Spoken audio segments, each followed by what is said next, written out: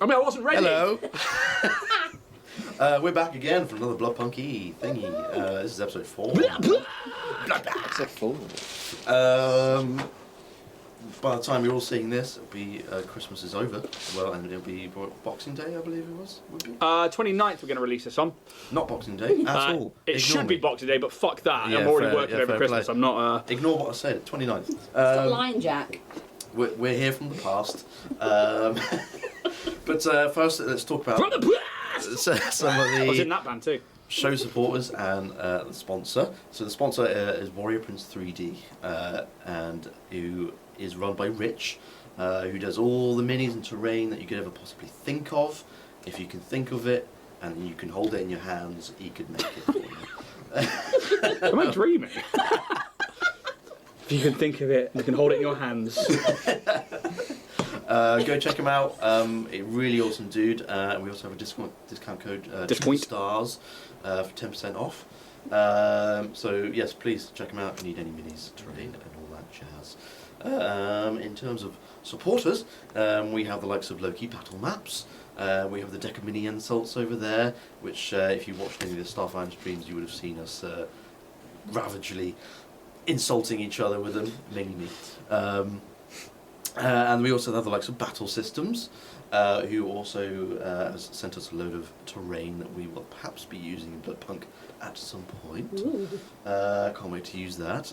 They have their own little sort of board game thing called Maladoom, which we unboxed not too long ago, and I'm still waiting to play it. New Year. Time is but a bitch. Yeah, we will set out a day and we will start going through it. Yeah. I realise it's too late. A microphone's definitely on. I think so. Cool. I had a flashback of that time we were doing Two Guys, One Cup. Yeah. The great thing about pre-record is that we won't know until unless we did a little test record before. Although I will just say the GM thing isn't coming up. GM thing? The GM mic. There's no sound coming through on Streamlabs. Shouldn't be on Streamlabs. It's all going through one. Just want to double check. It's all going through this. So it's all come It through should there. just be on mics. So you should be all good. So the far. rest of this actually. So if we all go quiet. Yeah, okay, we're good. Yeah. And so Just panic, all right. They're your input games. Then you've got GM mic and you've got the two side ones, so these are your input games. Hello. Cool. We can cut that. You know soundboards. I'm leaving it in. Fuck it. It's all right. Okay. Just so that you, the standard muggle, knows how it works. The magic behind being a totally professional streaming channel. We're so professional. I have no clue what I'm doing half the time. I spend most of my time crying. Oh, God. So, yes, Loki Battle Maps, Battle Systems, and also Roll and Play Press, who does these lovely little books here. And they are lovely. It was just quick sort of inspiration for names and sort of little events and encounters and stuff like that. You can just get on the fly and roll it up. Want to roll one up? Roll one up. We can roll one up. We're going to go for this book. Yeah. Which one's this? No, we had that last time. Fuck that. Fantasy character kit. Oh! Tell me when to stop. Stop! Oh, nice. All right. I need a D20 from Steph. 14. Okay, this is for revered tenets of Paladin, perhaps. And what was the number, sorry? 14. 14. Paladins are shit. Sincerity. Reject bravado and present your true self, no matter what that looks like.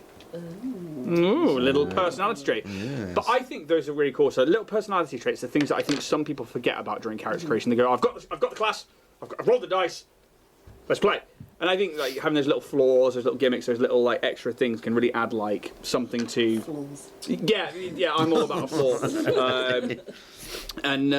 So I like that. Like for maybe somebody who isn't as into character creation as other people, like books like that can really, really make a difference to like opening up your eyes to like character creation, like backstory and stuff. Please go check them out. Yes, And please, use the please code do. Dragon110 to get 10% off. See, yeah. You can tell it's a Sunday and we're like, Steph oh, knows. what is going on? Yeah. Like, why are we fucking We're awake? so weird. I'm not in my bed. Oh, why am I not in Steph's bed? Just really Wow. there. Yeah, that's where I was going to go with that. I'd never cuddle him. I'm not. No. Oh my god. Too autistic for that. We both sit on our very edges.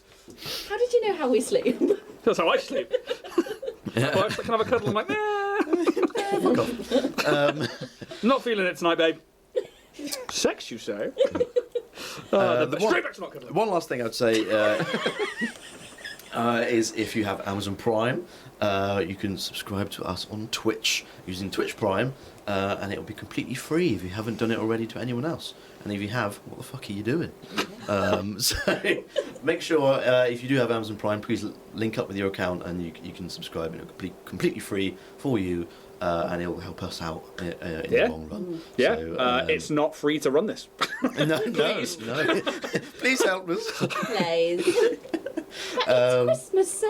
But it's Christmas. Help me. Shut up! Help me awful. Back in the fucking factory. Just give me a Twitch Prime, please. Please, sir, just one little sub. Just one. Skibbity wrist, sir. So without further ado, I think we could probably just get in. Yeah. Yeah. Get in. Let's get in. Get in. That's what she said. Yeah. Get going. Oh. Cool. Right. So last episode, we started in the royal castle where you had been given your rooms. You had a long rest. You partook in the wine and the blood and the baths that were drawn for you. Olives. Olives. There were certainly olives. Back on that again. It's alright. It's not going away, man. I bought some. They're in the fridge, mate. You met Broek outside your rooms, and he took you up to the dining room, where you subsequently met the Crimson Grand Advisor, called Phelan Dawnseeker. Completely forgot their title for a moment there. Fucking babe. And she told you a little bit about whether there's some sort of cult going around, and she certainly believes that you guys are somehow linked to this cult, whether it's on purpose or by accident. But the blood rain happened when you guys were executed, and now you're alive again, which is not a normal occurrence. Just being resurrected like that. Pretty mysterious. And she would like to basically hire you guys to sort of head the investigation. And she hasn't really given you a place to where to start or anything, because she doesn't really know herself. But she certainly is willing to give you the means to go out and take your investigation elsewhere. She was then interrupted by what seems to be some sort of messenger that came into the dining room, who whispered into her ear, and she had to rush off.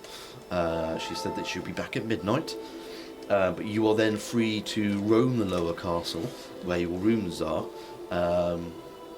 Whilst you are not a prisoner, you are allowed to leave, but it was heavily recommended that you perhaps just stay there until the Grand Advisor comes back. You were then left to your own sort of devices after having a little bit of a tour, seeing a few paintings along one of these corridors, some of which had some interesting stories to them, and a couple of people within these paintings were familiar to the couple of characters here.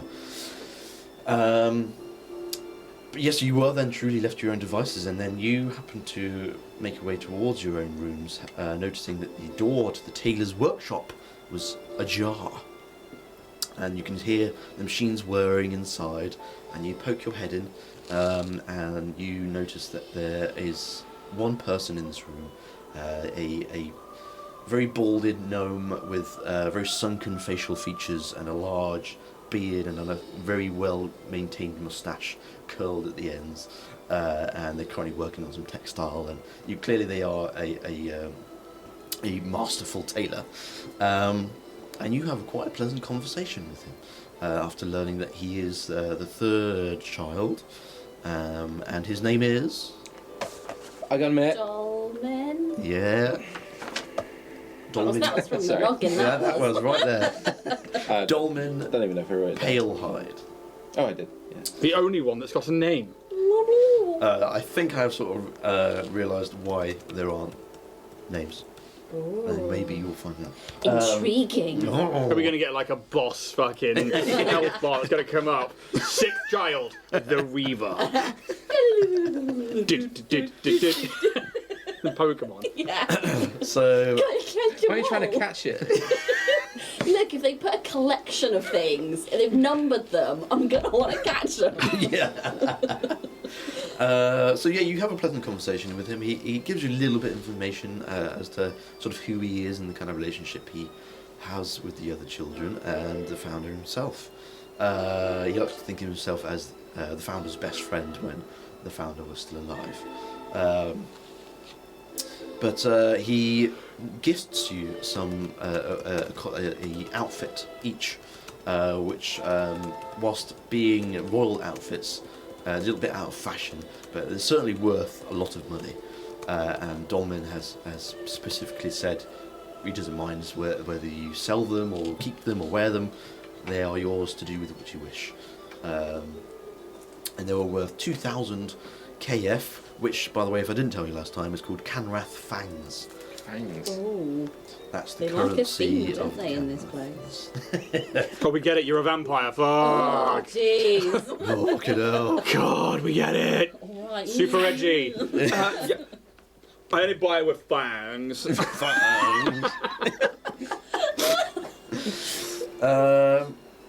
Thomas, you call it money. Mom, it's not a phase. It's really not a phase, guys. It's not, no. It's a commit. The things I do for you. Oh, yeah. So, you leave the workshop, and the Dolmen Pale-Eyed greets you farewell, and you are go back to, I think, Marcus's room, and you are on your own devices. You've got about maybe 2-3 hours left until midnight. At this point, I hand it over to you. I do believe the last thing you had mentioned as a party is that you perhaps thinking about speaking to Loken, who Marcus would know. Well, if we are in agreement, once we're done in this castle, we should meet my master. Yes. Yes, Locum.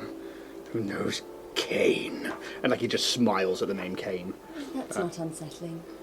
Oh, it's very unsettling for me. I'm sure wherever we are heading, he will be able to accommodate our needs and point us in the right direction. My master is both wise and benevolent. That you know of. That I know of. All masters are wise and benevolent. But Didn't expect to see him down here at the painting. no. Perhaps he has some history he likes to conceal. Wouldn't surprise me. He is very well lived. He is old. Old? How But old? youthful. Like a vampire. Very good description, Marcus. Seems that maybe there's somewhat of a theme with masters having lives their household is unaware of. Just a mechanic question. Kanrathian fangs equivalent to gold, like 1 for 1? Essentially. Cool. Just because I'm adding it to my treasury stuff. That's right. Just want to make sure that it's worth the same.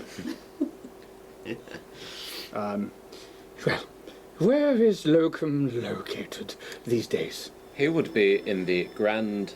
I'm going to call it the Grand Crypt, Temple Crypt. Grand Crypt, Temple Crypt. We will set sail immediately. Marinette, please, fetch my loafers. I need my... You know, don't allow you to wear shoes in the Grand Crypt Temple Crypt. Or the GCTC. He is in the Grand Crypt, Temple Crypt of the Creed of the Dead Son Risen. And there's a t-shirt. I really like that. You would know, Marcus, that there isn't really a name for the place. Yeah, it's the GCTCOTCOTDSR.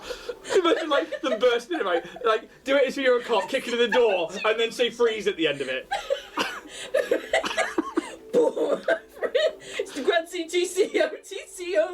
TDSR. Freeze! You've only been shot like 7 times. I've got a really long embroidery. It's just fucking keeps going on. Oh, shit. It's like hyphenated on the back. It looks like LAPD. It's just like... It's in the book. What's the date today? 14th. 15th. 15th. Oh. God, I'm set sail immediately, Marionette. I'm afraid it's not called that. But you would know there isn't actually a name for this place. Okay. Do you think it's something that you would have thought of as to why? I think there is a... It's sort of like a creed within a creed, I guess. So like circles within circles, dark angels, 40k. Like a cryptid temple in the crypt. Yeah, like so it's part of the Crimson Order, Yeah. but they they serve their own designs within the Crimson Order, Okay. so that they're branching off because they're specializing in a particular field. So maybe there isn't a name. It's somewhat secretive, but it is largely understood that Loken is affiliated with the Crimson Order. Order. So the collective for the part you're talking about is Dead Sun Risen. Yeah. But for the place that they would hang out. Yeah. There isn't a name. Fortress Monastery. You would imagine that Lorgar? perhaps it's just an effort to be a little secretive. Yeah. Yeah. And I've just told everyone everything. You would know that this place, you know how to access it, is somewhere in the northern part of Kanrath. Cool. Right now, being in the royal castle, you are slap bang central Cool. of Kanrath right now. Ride north. We ride. North. Ride what? I don't know. We ride. If we have nothing else to say, then we can just sort of skip time a little bit. Say just sort of Level relaxing. 3. Huh? Yeah, I don't think Fear's got anything that he needs to really say or do. He's now like the character thoughts is that like he is so put on the back foot by the fact that like now he's working for the people that like his whole life has been led towards like overthrow the Crimson King, and now he's like here as a fucking investigator for them. And he's like I think he's like in the mindset to just play the game for the time being. Especially with the reveal of like, malevolence, this Kane having been so close to the Crimson King. Yes. So I think he's just curious as to know more and as to why.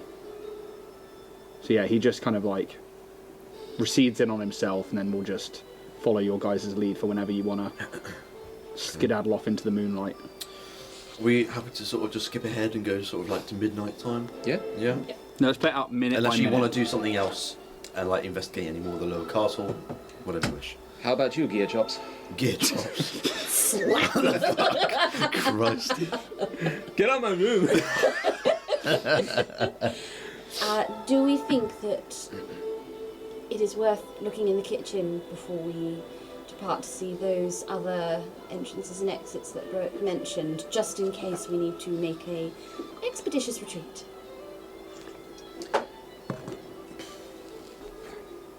Yes. Jinx. Sorry, I was too busy trying to read something backstory-wise. Say that again. Fuck's sake. Do we think that we need to look at the kitchens to see these other means of getting around the castle, as Broik may have accidentally or not accidentally mentioned? I couldn't agree more. I think knowing if there is an in or an out that they overlook. I do like to know where all the fire exits are. I'd like to know my way back in without being seen. It is curious that we are confined to the lower levels, but we have free reign. What is it they don't want us to see? Perhaps there is more to this than meets the eye. I'd rather people like me getting to the top floors. Understandable. You're not quite mad. But It is curious, is it not, that having all that power, and we have been publicly marched through the streets, yet they would have us investigate on their behalf. Are we scapegoats ready for the slaughter, or... Just collateral damage. It has come surprisingly full circle. 1 minute execution, next minute royal guests. Or... I presume we were all innocent of our charges. Well, I know I was. Yes. How about you, my friend Marcus? Oh, I don't think I did anything untoward. Just in the wrong place at the wrong time. I've done many a bad thing, but I agree on this account. They were wrong. But What did they accuse you of? killing a vampire. Ooh, Don't Hadn't... think I heavy. was accused of anything, really. Jack? I do remember your charges. It was having proper silver, non-Kanrathian yes. silver. Yes. 5 grams of it. Oh, legit, son. I still don't know how that got there. That's not mine, dude.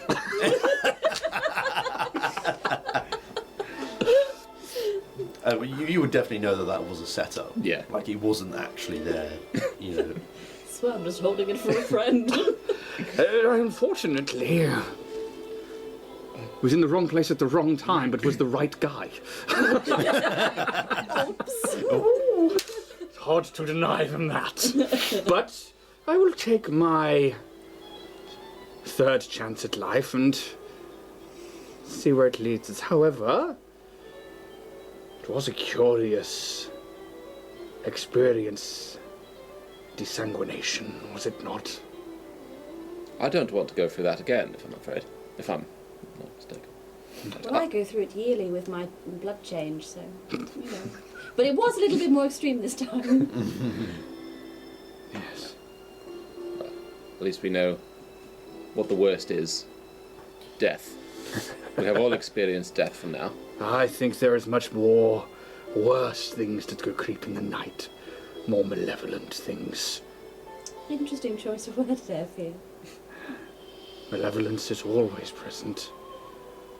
We should go for a midnight snack. Maybe not the servants. They did Yes, quite. They did supply us with a good degree of wine and blood and olives. And I think that's okay. You really are stuck on the olives, my friend. I will admit to not partaking in mortal sustenance, but we should, as Marionette points out, know our way around the keep. Very well. To the kitchen. Let us then. leave this room. Avanti. You leave the room, and you know that you have to go to the left, and you have to go past the tailor's workshop again. And you go past that room, and then you would know that the next right from the tailor's workshop would be Browick's room, and then directly opposite that is where the kitchen is. And the kitchen door is currently closed. You were standing outside of the door. Would you just like to bust in, or would you want to knock? Like, you know. I just think, open it and Okay, yeah. sedately. It is unlocked, and it swings a little like one of those kitchen doors that goes both ways. Stable door. Yeah. Yeah.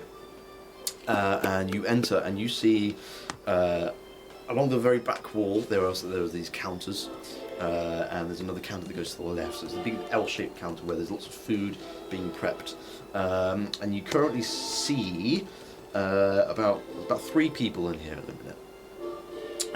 You see one human male who's currently wearing like one of those little chef hats, and he's currently sort of frying up some food. And currently there's another door that's to the right of this counter at the back wall, and you can see as it's slightly ajar that there are some bodies just hung, and it looks like a fridge. And you can Mortal bodies of Hume, or are we talking mortal bodies of the cattle? see perception check from here. Isn't it the same thing? Yeah, to some aspects it is. Perception is a grand total of 15. Both. Nice. You would see that, like, at the very forefront, you would see there's one human body being that's hung up, and quite obviously dead. And then just behind it, there's like a whole hog that's just hung up as well. And you can see on the floor, it's a little bit like old, dirty blood that's just been dripping and drained away. I'd like to go to waste. The Go cook, on then. Thanks to the floor. You're like in oh god. Scaddy. You see also in the very centre of this room is one large table where extra sort of like veg prep and stuff is being done, and there are currently 2 servants that are just sorting a few things out on the table. The chef doesn't turn around; he's just busy doing his thing. But these 2 other servants notice you and sort of are quite surprised at your presence. Oh, hello! We were just making some snacks for you. Can we help? I do like a snack. Just inspecting the lower levels as we have been granted free access. Oh, well, it seems you've definitely made it to the kitchen. So, Oh, smart one, this one. any particular requests? Oh, I believe my friend very much enjoyed the olives that were served Oh, earlier. we have plenty of those. Trust me, the Grand Advisor really likes them. He's in on it. Right, can I do a quick survey to see if I can spot any, like, are the doors leading anywhere else? Sure, yeah. Yeah, can I also join an investigation? I'll check? tell you what, I'll use your perception that you used earlier Yep. for that. So there was 15, wasn't it, for you? Yeah. Yeah, can you No. roll one as well? Yep. Natural 20 Perception. for 25. Lovely. Wonderful. Let's see here. Whip that paper out. Oh, 24. Oh my god. Oh my god, guys! God. Shit. So further to the right, you can see in the corner is about like a lot of barrels stacked up, and you would estimate from the look of it about 40 barrels. Just 40! yeah, and this time I mean 40. And you can see some of them are filled with blood, and some of them are filled with just other sort of goods. Olives. Olive oil. On the very right-hand wall, you see there is one door, and there is also what looks to be like a little hatch. It's like sort of like chest height, and it's currently closed. Son of a bitch, these guys have a French maiden. I would say at least you would see it, and maybe from the household that you've come from, you would see that and go, that probably is a French maiden. Yeah. I love that that's canon for this channel. That's what that's called. People who cheer to go, what? What are they talking about? Go watch Yeah. Starfinder. It's like episode 20 something. I fucking yeah. You don't know where that door leads to or what behind that door, but you definitely see another door on the right hand side. And yeah, these sort of 2 servants that are on the central table are sort of waiting for you to make demands of them. There's one female, one male. They do introduce themselves. The female pipes up. I'm Lydia. Just if in case you need to know my name. And the other and the other one says, I'm Miles. We're just making some snacks for you, just like Lydia said. If I could partake in a finger or two, and he points to the corpse, I would love a snack like that. Well, we can certainly add that to the repertoire. Do they look like regular, innocent humans? I mean, what would make them not innocent? They're just bodies. Because I mean, like obviously, like they're about to. I'm asking them to carve up a body right now. Yeah. I think Miles probably turns around to Svajo. Can we have a finger or two, perhaps from the bodies in the fridge? And Svajo turns around, who is the chef. Well, a bit unusual, but I suppose we can, yeah. And he sort of puts down his pan and whatever he's sort of working on. He goes to the fridge and he just, with his butcher's cleaver, just chops them right off the hand. And how would you like them done? Lightly seared, a bit of a saute, please. Certainly will.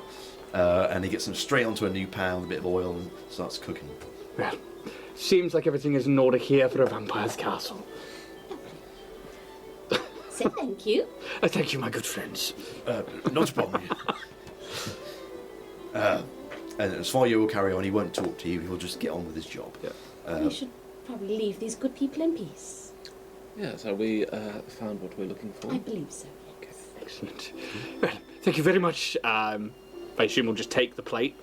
Yeah, like as far as you sort of finishes up cooking the fingers, lightly frying them, and you put them on a sort of small little dish, and maybe you'll put like a little bit of herb on top. Bit of and garnish.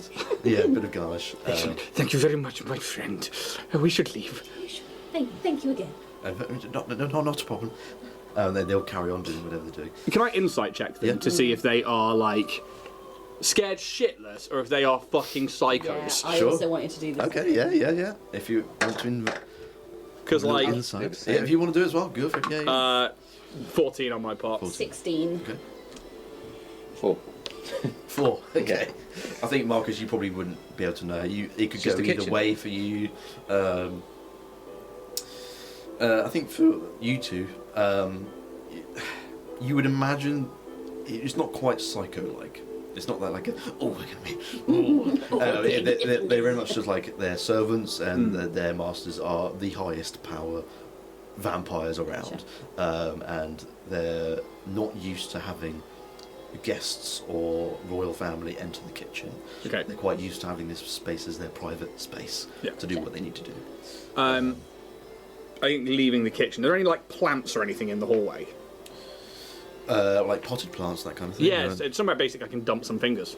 Dump some fingers. Not most romantic of saying. You're not going to eat them. Fuck no. He'll explain this in a minute. I would say there probably isn't any plants, No. only because the garden is so close down here on the lower level. So So he will hold on to it for now. Just like doesn't eat them, doesn't anything like that, but just holds on to this little thing, and maybe like one's just hanging over the edge, this little garnish. yeah, cool. And you are on your own again. You go out into the corridor. I don't know about the rest of it, but I did notice there was a door leading who knows where, and also a French maiden, rather lovely. What is French? Pardon? Ah, he didn't say it. Yes, It's a Grecidian maiden. where the servants seem to carry out every task without question. They don't seem to falter at their vampiric overlords. Excellent stuff. As far as this castle is concerned, they are exactly what's needed, but I did not Be sense well looked after. anything fearful from them. Well paid. I suppose if they're dead, they wouldn't have any chefs. No. So it's a win-win. Symbiotic relationships and all Indeed. that jazz. Are we to depart from this beautiful base of operations and make our way into town? Well, I believe the Grand Advisor which to see us before our... Yes. Quite shortly. Well, we get to Browick's room. Yeah. Yeah, I mean it's directly opposite the kitchen. And it maybe sort of 5-10 seconds, and Browick greets you as he opens the door. We would like to see the Grand Advisor. We got you a snack. He'll reach out for the plate slowly. Fingers. Delicacy in many parts of Kanrath. You should try them. Chew them slowly. It allows for the flavour to really get around there. I can't say I've tried fingers before. You should. 2 in the morning. 3 in the evening. He'll just put them on the side on like a little nearby counter or something. The Grand Advisor's not due to be here for at least maybe another 2 hours or so. So But we are ready now. we cannot rush her. She has important business to tend to. What business is she attending to? And this is maybe trying to Trying to what? unlock a couple of, Okay. I'm doing a Columbo again. Just remind me. What's she doing? Well, you didn't actually ever know. Okay. You I just know. know that she got pulled away Yeah. from a messenger. They came up and whispered something in her ear, and she had to go. That's right. That's all you know. Okay. Is there anything that we should be aware of that she is doing right now? Does it concern us as we are? I shouldn't imagine so. I mean, you shouldn't assume that I also know. I mean, I am, after all, just her butler. Oh, now, bro, do not sell yourself short. We have had the pleasure of meeting some of the staff under your, I assume, given your station, your jurisdiction, and I must say, I have been, as a administrator of a household myself, I have been truly blown away by the level of commitment and just excellence in you and your staff. Really, I feel that I have a lot to learn from, well, from your example. And a man like you surely knows the intimate ins and outs of his household. I certainly do. I mean, I appreciate the compliments. After all, we have to keep a very high quality for the royal household here. But I don't know what your flattery is trying to get in aid of, and what knowledge you want. We're just killing time, Blowick. We're just killing time. Try the fingers, please. I genuinely did just want to compliment you. As did I, with a snack for a hard-working citizen of the royal family. You can tell that you certainly gives you a bit of like sort of like closed eyes, like okay, a little bit suspicious, as it's just a little bit out of the blue, but he will accept your compliments. And well, thank you. Is there anything else I can help you with? I think perhaps we should retire to our rooms and let Mr. Blowick continue his evening. Quite. Thank you. You don't have to eat the fingers. I probably won't. No. Anyway, thank you very much. Probably. He's thinking about He's it. thinking about it. And he'll close the door. As we walk away, what a twat. Rude bastard. I heard that. No, he doesn't hear that. He doesn't. You can go back to your rooms, fingerless. Yeah, you can see he's like doing this with his hands and like getting like the stuff off it. You can tell he didn't want them. Right. Okay, gotcha. I mean, if there's nothing else, we can pass time.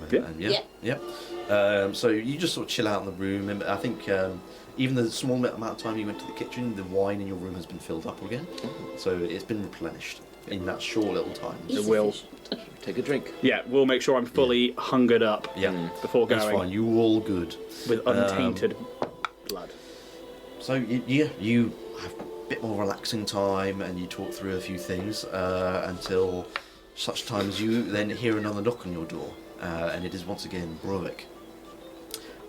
The Grand Advisor has returned from her trip, so I know you guys were in a bit of a rush. So if you would like to follow me, I will take you up to the dining room once more. No. I'm a very little well. busy right now. Come back later. Matters to attend to. No, obviously, we don't say any of that. We're just dickheads. And you start to follow him up again, and you go past all these paintings that you've previously seen, past the kitchen, past his room, until eventually you turn a corner and there's some stairs that go up. And as you make your way up the stairs, you see at the top of the stairs is the messenger that came along to whisper into the Grand Advisor's ear on the previous time you met her. And Browick sort of is in front leading, and he meets the messenger at the top of the stairs, and you can hear him say, we're here to meet the Grand Advisor again, so you can relieve yourself of guard.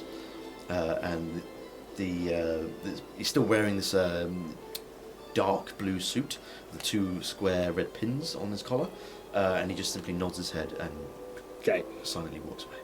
Is he walking past us then? No, he's walking off like in the opposite direction. Okay. Going off somewhere. Is there any? Not that I'm going to get the chance to steal anything off him, but like, does it look like they're carrying like any like little bits of paper or anything? Obviously, being a messenger, does it look like they're, holding anything?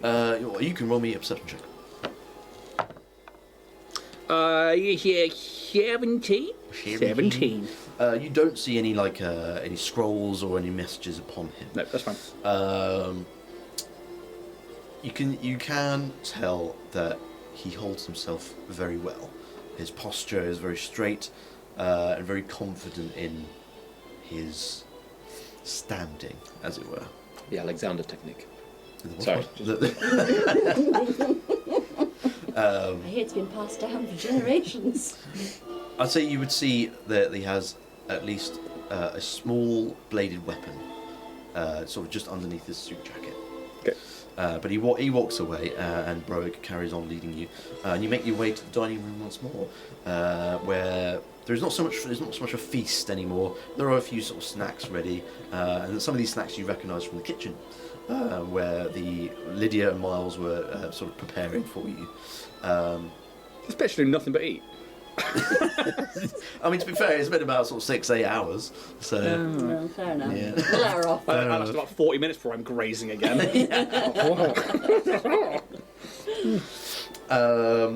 And the Grand Advisor looks just how she looked earlier, with a velvet red dress with some of the Kanrathian silver embroidered into it, and she just looks a little bit more tired than she previously was.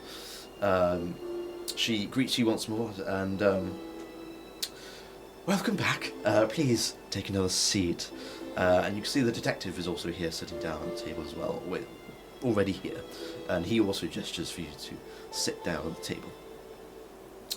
I plan to keep this short, so have a seat and listen carefully. Truth to be told, I have a problem. Something that I believe to be a problem for you as well. The cult, whatever this cult may be, I must learn who they are and how much trouble they may cause. And I believe only you can help me. Investigate the city, learn what others know about the cult, and bring me back names if you can. In return, you will be pardoned for your crimes, whether you committed them or not. I can even help you after you've earned your freedom. Anything you've dreamt of becoming in the city, I can pave the way. But if you refuse, we will have to continue with the execution. Well, it doesn't seem like much of a choice then, really, does it? I'm afraid not. But helping me in this investigation is only but a benefit to you. Well, he bows ridiculously low. We are at your beck and call, Grand Advisor. Well, I mean, you are to go out in the city and do as you wish and as you see fit. I will not command you where to go constantly. It is up to you to try and find that out. Run your own investigation. Detective Ethan Ward over here will also be doing some of his own investigation, and should you wish, he will join you on anything that you may wish to go and seek out. Well, that would be good. The good doctor does appear to be, and he'll pick up like a piece of like meat off the table that's like dripping in some kind of sauce or blood or something. It's like, does appear to not want to leave his chambers. However, it'd be great to have you on board, Ethan. And it still stands we are not to leave the city under any circumstances. Yes. And if you do leave the city, we will know about it. And if we need to leave the city to pursue said cult, we should let you know beforehand. Of course, absolutely. Okay. We're going to leave the city. Planning ahead, it is clever, Marcus.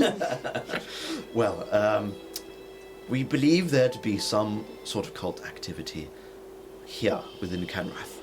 I mean, it's quite clear from the blood rain that the blood rain came over to Kanrath itself. We have not heard reports of this blood rain coming over Cyherested or anywhere else. So we believe it to be quite localized around in this area. What of the Grot Mountains? Any action there?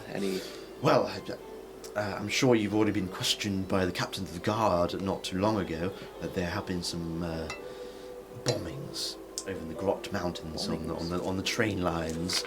I don't believe you were involved, but that is not our problem for now.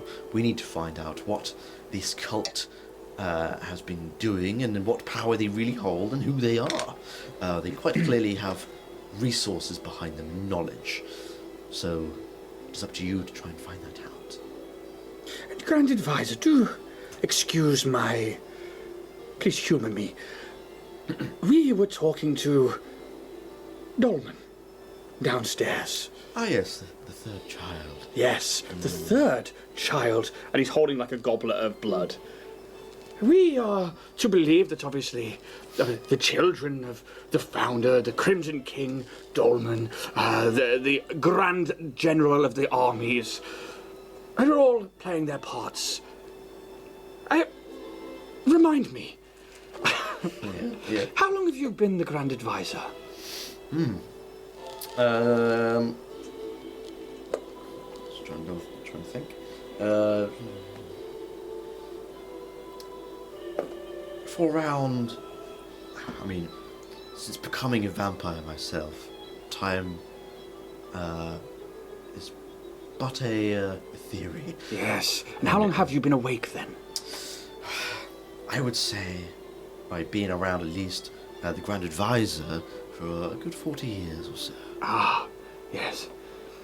Curious, is it not, that people like ourselves, who criminals and scourge of the underside of Kanrath, or servants to houses, are all here in this situation, yet Marcus here, your master is Locum. Do you know of Locum?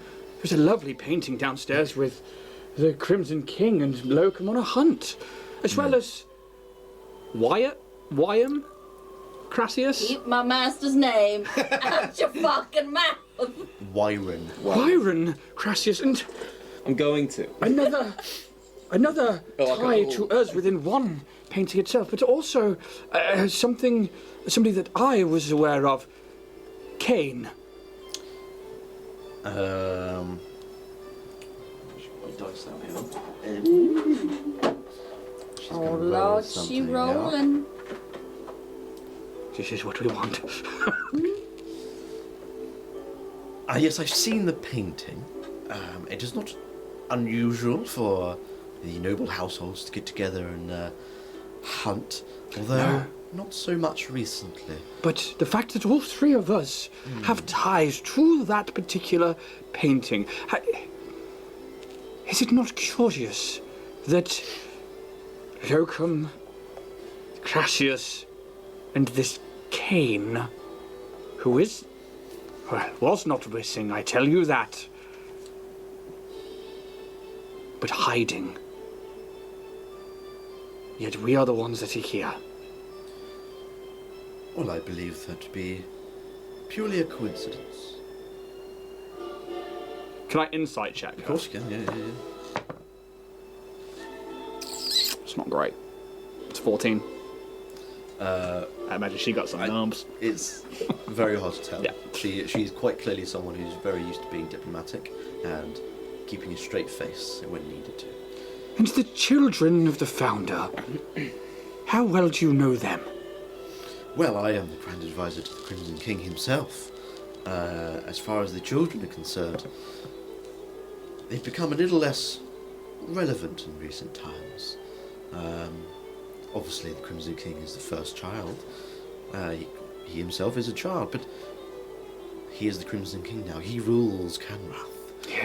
Yes. Whereas the others, they have their parts to play in this game. Who is the sixth child?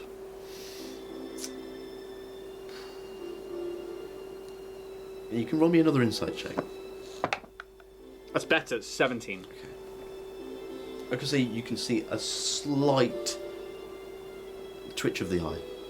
It's ever so slight. You would probably imagine that she didn't expect you to know about the sixth child, let alone ask about them. And he sees that and he bows gracefully. He says, I do not mean to offend, but if we are to carry out this investigation, we have already begun. We have been talking to Master Dolman, the third child, the Grand Tailor, and he let slip that the sixth child was maybe going against the grain. Now, if we weren't to properly pull on those threads, those tendons, then we couldn't follow the investigation. Have you looked into the possibility that the sixth child of the founder, the one who brought the original blood rain, could be behind this? I think she kind of shakes her head a little bit. That Dolmen is a bit of a chatterbox, isn't he? Well, we have not yet investigated anything to do with the 6th child, but we have not heard of the 6th child for quite some time, since the blood rain itself happened the first time. The 6th child, I regrettably will tell you now, so I will not have to tell you for a little while, was...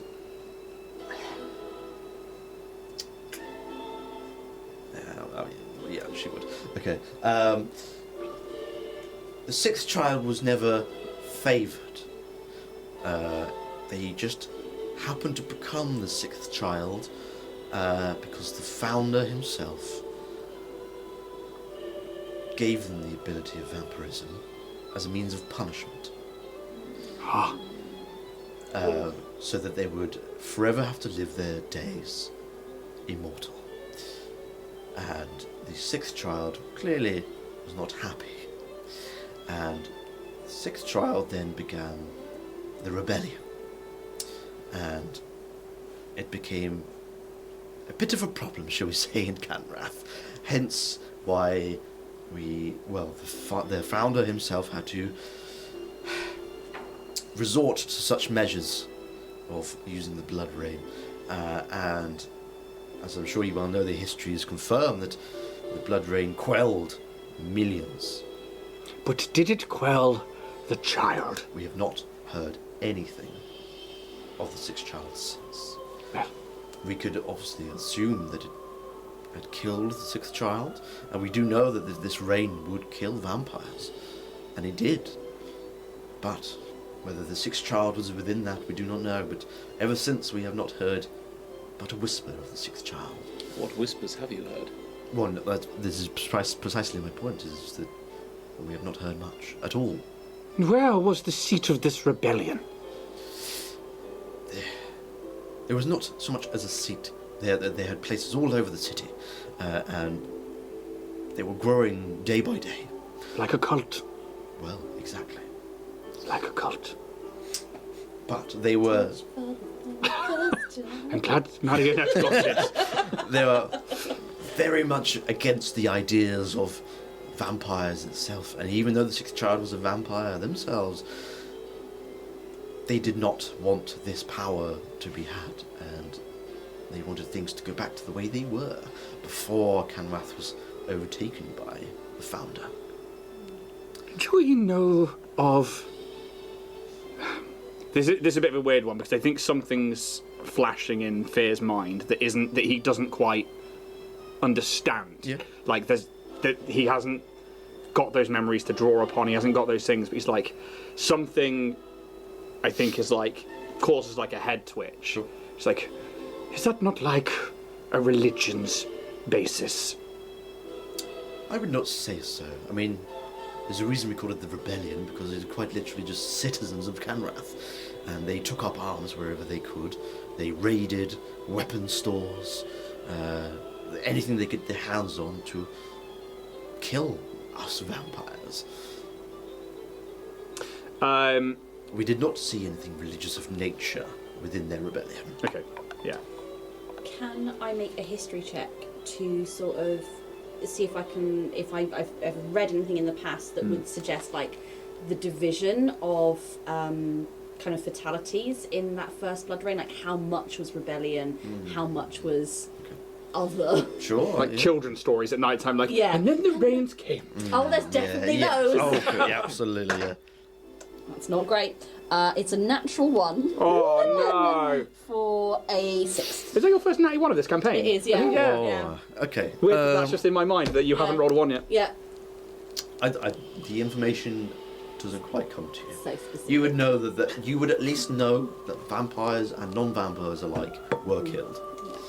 In terms of quantifying it, Sure. Something to look into. nothing you can pull from. I will, however, then ask. I assume that you have people working, investigating this newest blood rain. Are you do you have any data that suggests the main areas of fatalities, or some sort of spreadsheet available as to a census? You mean for the most recent blood rain? Indeed, yes. Well, we're still counting. But was it localized on a specific area of the city? Yes.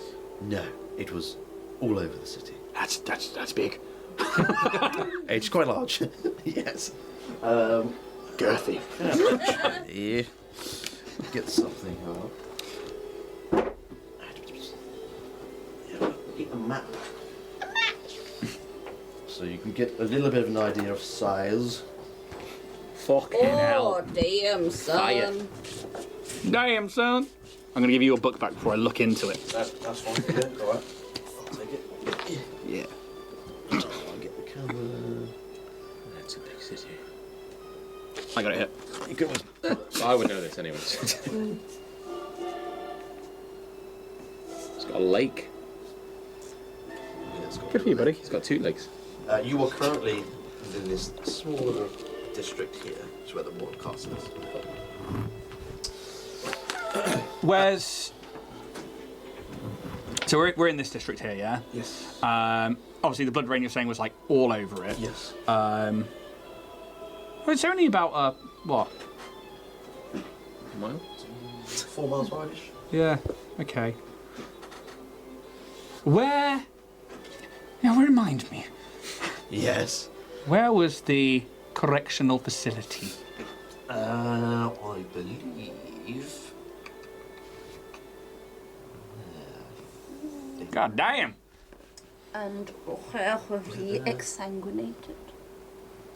No, sorry, I think it was over here. God damn. Yeah. Because way away from the lights. So what's this? You don't know. Obviously, this is the train station. You would at least know that where the railroad goes. And we went past the station at one point, didn't we? Yeah. Because Because yes, you were in the morgue. So the morgue must have been over here. Yeah. Do you keep additional security on means of transportation in and out of the city, such as the train station, the docks? Surely there is some the main gate. We have. Are you keeping tabs on who is coming in and who is coming out? Any? We've always ruffians? kept some sort of tabs on who comes in and out of the city. We were a little bit more relaxed in previous times, but since the learnings of the bombings up in the Grot Mountains, we've had to up the security. Nothing stand out. Nothing that we really have anything to report on. Like I say, the blood rain was over the Kanrath. From what I know of the previous blood rain, when the founder himself cast it, he would have to have done so within the area. This leads me on to my questioning. Do we know if this is a ritual of magic, or if this is some kind of angst-powered machine that brings this on? I do not believe our technologies of the angst and blood have the ability to do that yet. But I, could be surprised. Maybe there are some advances that I am unaware of. But I'm leaning a little bit more to the ritual side of things. Is that how the founder brought it about? The what? Sorry, the what? Is that how the founder brought it about? I mean, I was not around when the founder himself did it, so I could not tell you. That part of the story is a little bit vague, as far as I'm aware. But investigate the city, please. I will give you the means to be able to walk the city freely and go where you wish. Now, I must admit to something now that I think could be a problem. And what might that be? I'm a vampire. Fear. I am, and he's not openly carrying, I am carrying some Kanrath weaponry on me. We are aware. Yes, this was bequeathed to me by my master. We are a noble house, I am told.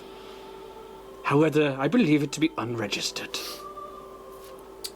It would be a problem to conduct our investigations should your enforcers... They won't be a problem. So long as Excellent. you carry my sigil, Excellent. which is what I will be providing you so you can walk about the city freely. Sick. Yes, sick. Yes. Sick. I try to keep my vocabulary down with the youth. Ooh, Poggers. Poggers.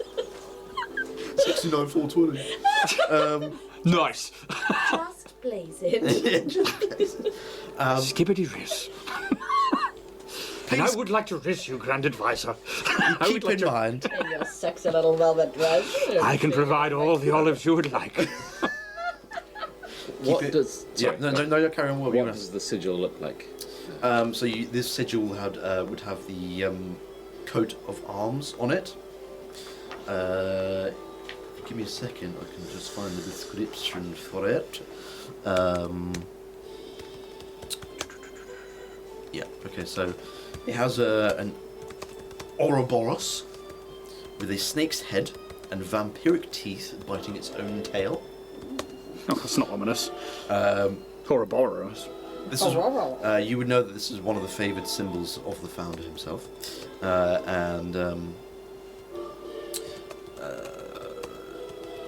that's actually it. Yeah, it's just literally that. Okay. And this is the royal sigil, yeah? Or just the Grand Advisor? This will be the royal sigil, but the Grand Advisor is the ones who gives these out and has command over them. And how do you spell sigil? Sigil. Got it right. Bang. Whilst you have one of my sigils each, people will think that you are under my command. So please act accordingly. Why are you looking Because at me?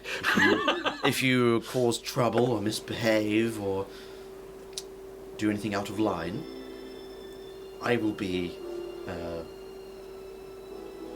under investigation a little bit, as it were. And even though I hold quite a high ranking within this city, I am not immune to to everything. And I would say that this investigation will be done by the Crimson King themselves.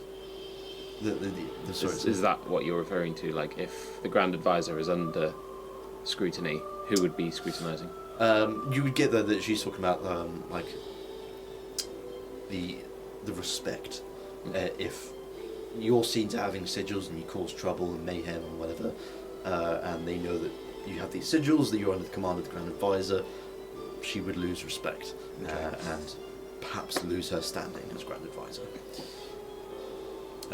She... would you know that? No, it's fine. Yeah. You have been very gracious as a host, and we are very grateful to be alive. We have work to do, I believe, team.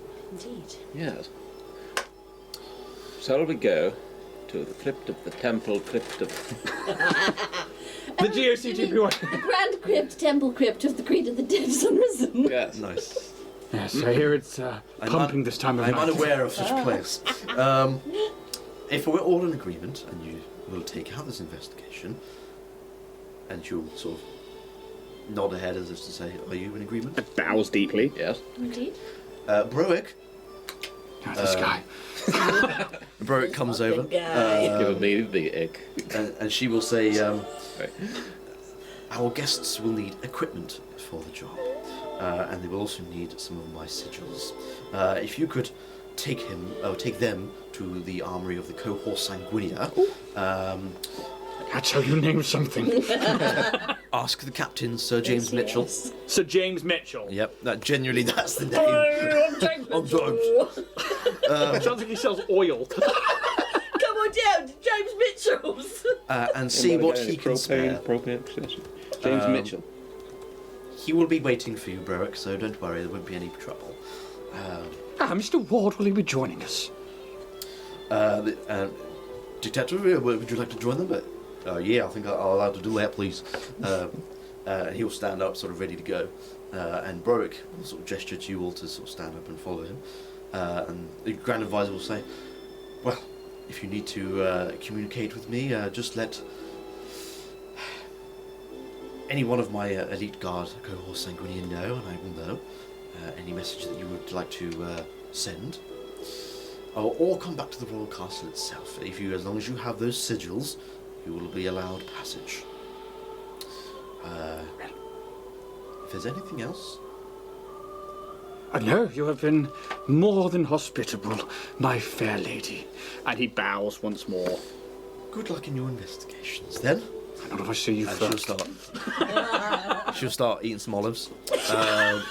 Fucking loves him, mate. Little olive slut over there. And all four of you, obviously with Detective Ethan Ward there as well, you will start following Broick, and you go back down to the lower castle, and you head out towards the gardens. And at the end of this garden is sort of quite a small, kind of squarish room, nothing particularly fancy, but it is fairly large. Damn this thing. Someone within there, yes. I would say yes, yes, yeah. And you walk through this garden for about sort of a couple of minutes or so. Very green and very luscious, lots of things growing here. And as you get to the other end, sort of like a waist to chest high wall that you can see right over, and it looks over half the city. It is a very lovely sight. You can see there are lots of lights going on, smoke, and some of the smoke is red. Just the entire landscape before you. And just to the right of you, as you look over this wall, is this room, and there's a door. Broick knocks on it before he opens it up, and you follow him inside. And it's a bit like a pillbox. And there's quite like one long strip window space. And looking through it, there's a very tall man, about 7 feet high, built like a brick shithouse, and very heavily armoured. If you make a perception check, actually. 15. 19. 22. Okay. I'd say you could all see it, that some of this armour that he's wearing is ingrained into his flesh. It is. Oh, get a shower, mate. Change. Spat everywhere. You can actually all make me a history check as well. To see if you know anything about this couples. Dirty 20. 17. A measly 6. Measly 6. Yes. Okay. Marcus, you probably wouldn't know more of the finer details. But you two, I think, would, at least. Within the Vampire Society, there is an elite group called the Cohort Sanguinia, whose members are also called by the same name. These vampires prefer serving their great elders, their creators, the royalty, rather than serving their own selfish goals and desires. They are the guardians of the royal family. There is only one way of joining the Cohort Sanguinia, and it's to perform a sun bath ritual within the royal castle courtyard itself. Any vampire can volunteer, and only vampires can undergo this ritual. The volunteer is then put into a silver cage, and a normal silver cage, not Kanrathian. Yeah. They're also given a silver dagger when they're in this cage, and they're expected to endure the sun for 3 full days. Ooh. Wow. The only way to get out is either to endure and survive, or to end it with the silver dagger. It's the only way you're allowed out. If you successfully complete this ritual, you are then trained in everything. You are trained in combat, etiquette, history, arcane, and vampiric powers. After the training, flesh crafters put a special kind of armour on the vampire by inserting some parts of it into their flesh and attaching it to their bones. The armour is not to ever be taken off again. A group of blood priests will endow them with a blessing of the blood god on their left arm, and it's to be cherished until the very end, until their last breath. A Crimson King himself would put a ring on the vampire's right hand, and the ring conjures a weapon that symbolises the Crimson King's wrath. Members of the cohort sanguinea are forbidden to feed as they wish. They have a mortal herd that they can only feed on that herd, and only they can feed on them. So, very strict, as it were, very particular process of hiring for the cohort sanguinea. Very exclusive. You would imagine that this very tall, very built man is probably the head of the cohort sanguinea. And you can see he has long white hair, very well sort of almost like straightened almost, and a very well trimmed white beard, and quite rough features, but not too rough. You can imagine there's not a lot of people that get any hits in on this guy. But We'll see about that. you can see that his skin is not quite crimson, but definitely red, almost like that of a tiefling. You would imagine, knowing what you know about the cohort sanguinea, it's probably from the sunbathing ritual, and you would imagine it's probably permanent. Some deep-lying melanoma. And he's just standing, looking out of this pillbox with hands behind his sort of back, standing very tall and very straight. And Browick pipes up. Sir James Mitchell, we have a few guests that the Grand Advisor apparently has...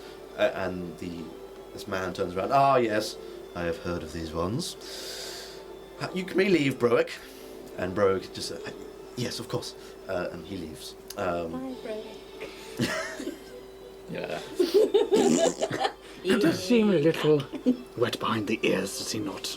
But I believe you are guests of this place then, are you? We are, yes.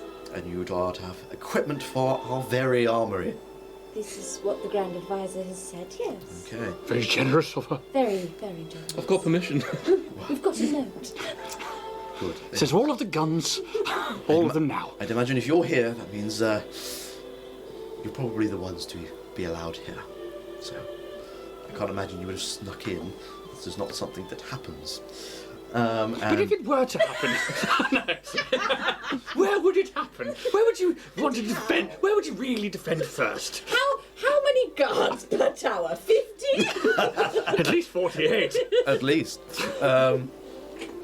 He would not ignore that question and just got to give you a bit of a side eye. I jest. Of course. And there's another door in this room where he opens it up, and you can see as he opens the door, the Anx lamps inside light themselves up, and it's like a long corridor. If you can imagine a bit like you know in the first Matrix when they gear up with all the weapons. It's like just this long corridor, the power of Grayskull.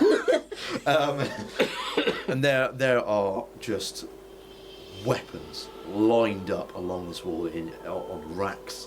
There are just suits of armour just piled up in pristine condition. And he will go inside, and he'll.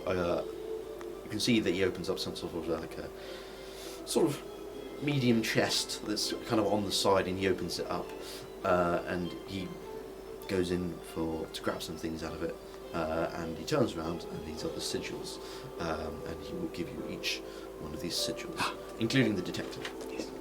Do you not carry one, Mr. Ward? Sorry, Ward. I don't need one. Well, I do need one. I can get into most places, but having the sigil will only help, to be honest. But not a regular thing that you carry. Oh, definitely not. No. Pockets it. Yeah, it's like a sort of coin that's about this size. It's not like a small sort of currency coin or anything, but it's quite large enough to see that this isn't the royal sigil. I will allow you to take some things from this armory, but at a you can't just take anything. And he gestures to some particular sets of armour, which you would imagine is limited to the more elite guard. Can't have any of these, but some of these normal suits of armour you certainly can have if you so need it. basically any sort of suit of armour that would be in the handbook you can take. It would act the same. He would say, I would recommend that each of you take at least a ranged weapon, a melee weapon, and a tool that perhaps you can use. And it's on top of our current equipment. Yes, I mean, all your stuff that you have on you is just yours, but they want to make sure that you are well equipped. So I can just add some studded leather. If you want studded leather, you can have studded leather. Full plate it is. I'm not allowed to wear armour. Well, Is any of it magic? do you have anything that could detect magic? Is any of this magical in nature?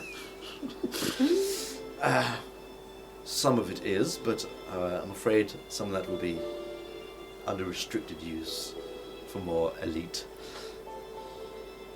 members. Very well. I'm afraid we can't just give away everything. And what have I you joke found? you not. Yeah. On this website builder, Yeah. Kanrath armor studded, Kanrath armor splint, Kanrath armor spiked. Weird. Ooh. That's very interesting.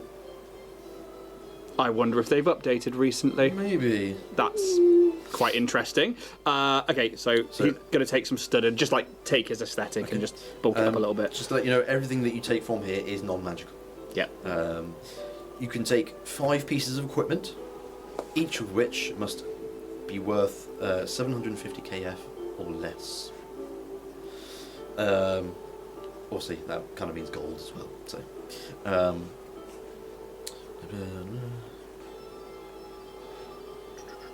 you will also receive a coin purse each. And you will hand you each this sort of small little drawstring bag that has some of these coins in. You will find that these should be more than enough to get you around the city and buy any other supplies that you may need from around the city. You will find 1,000 kf within these coin purses for you all. Damn! I mean, damn.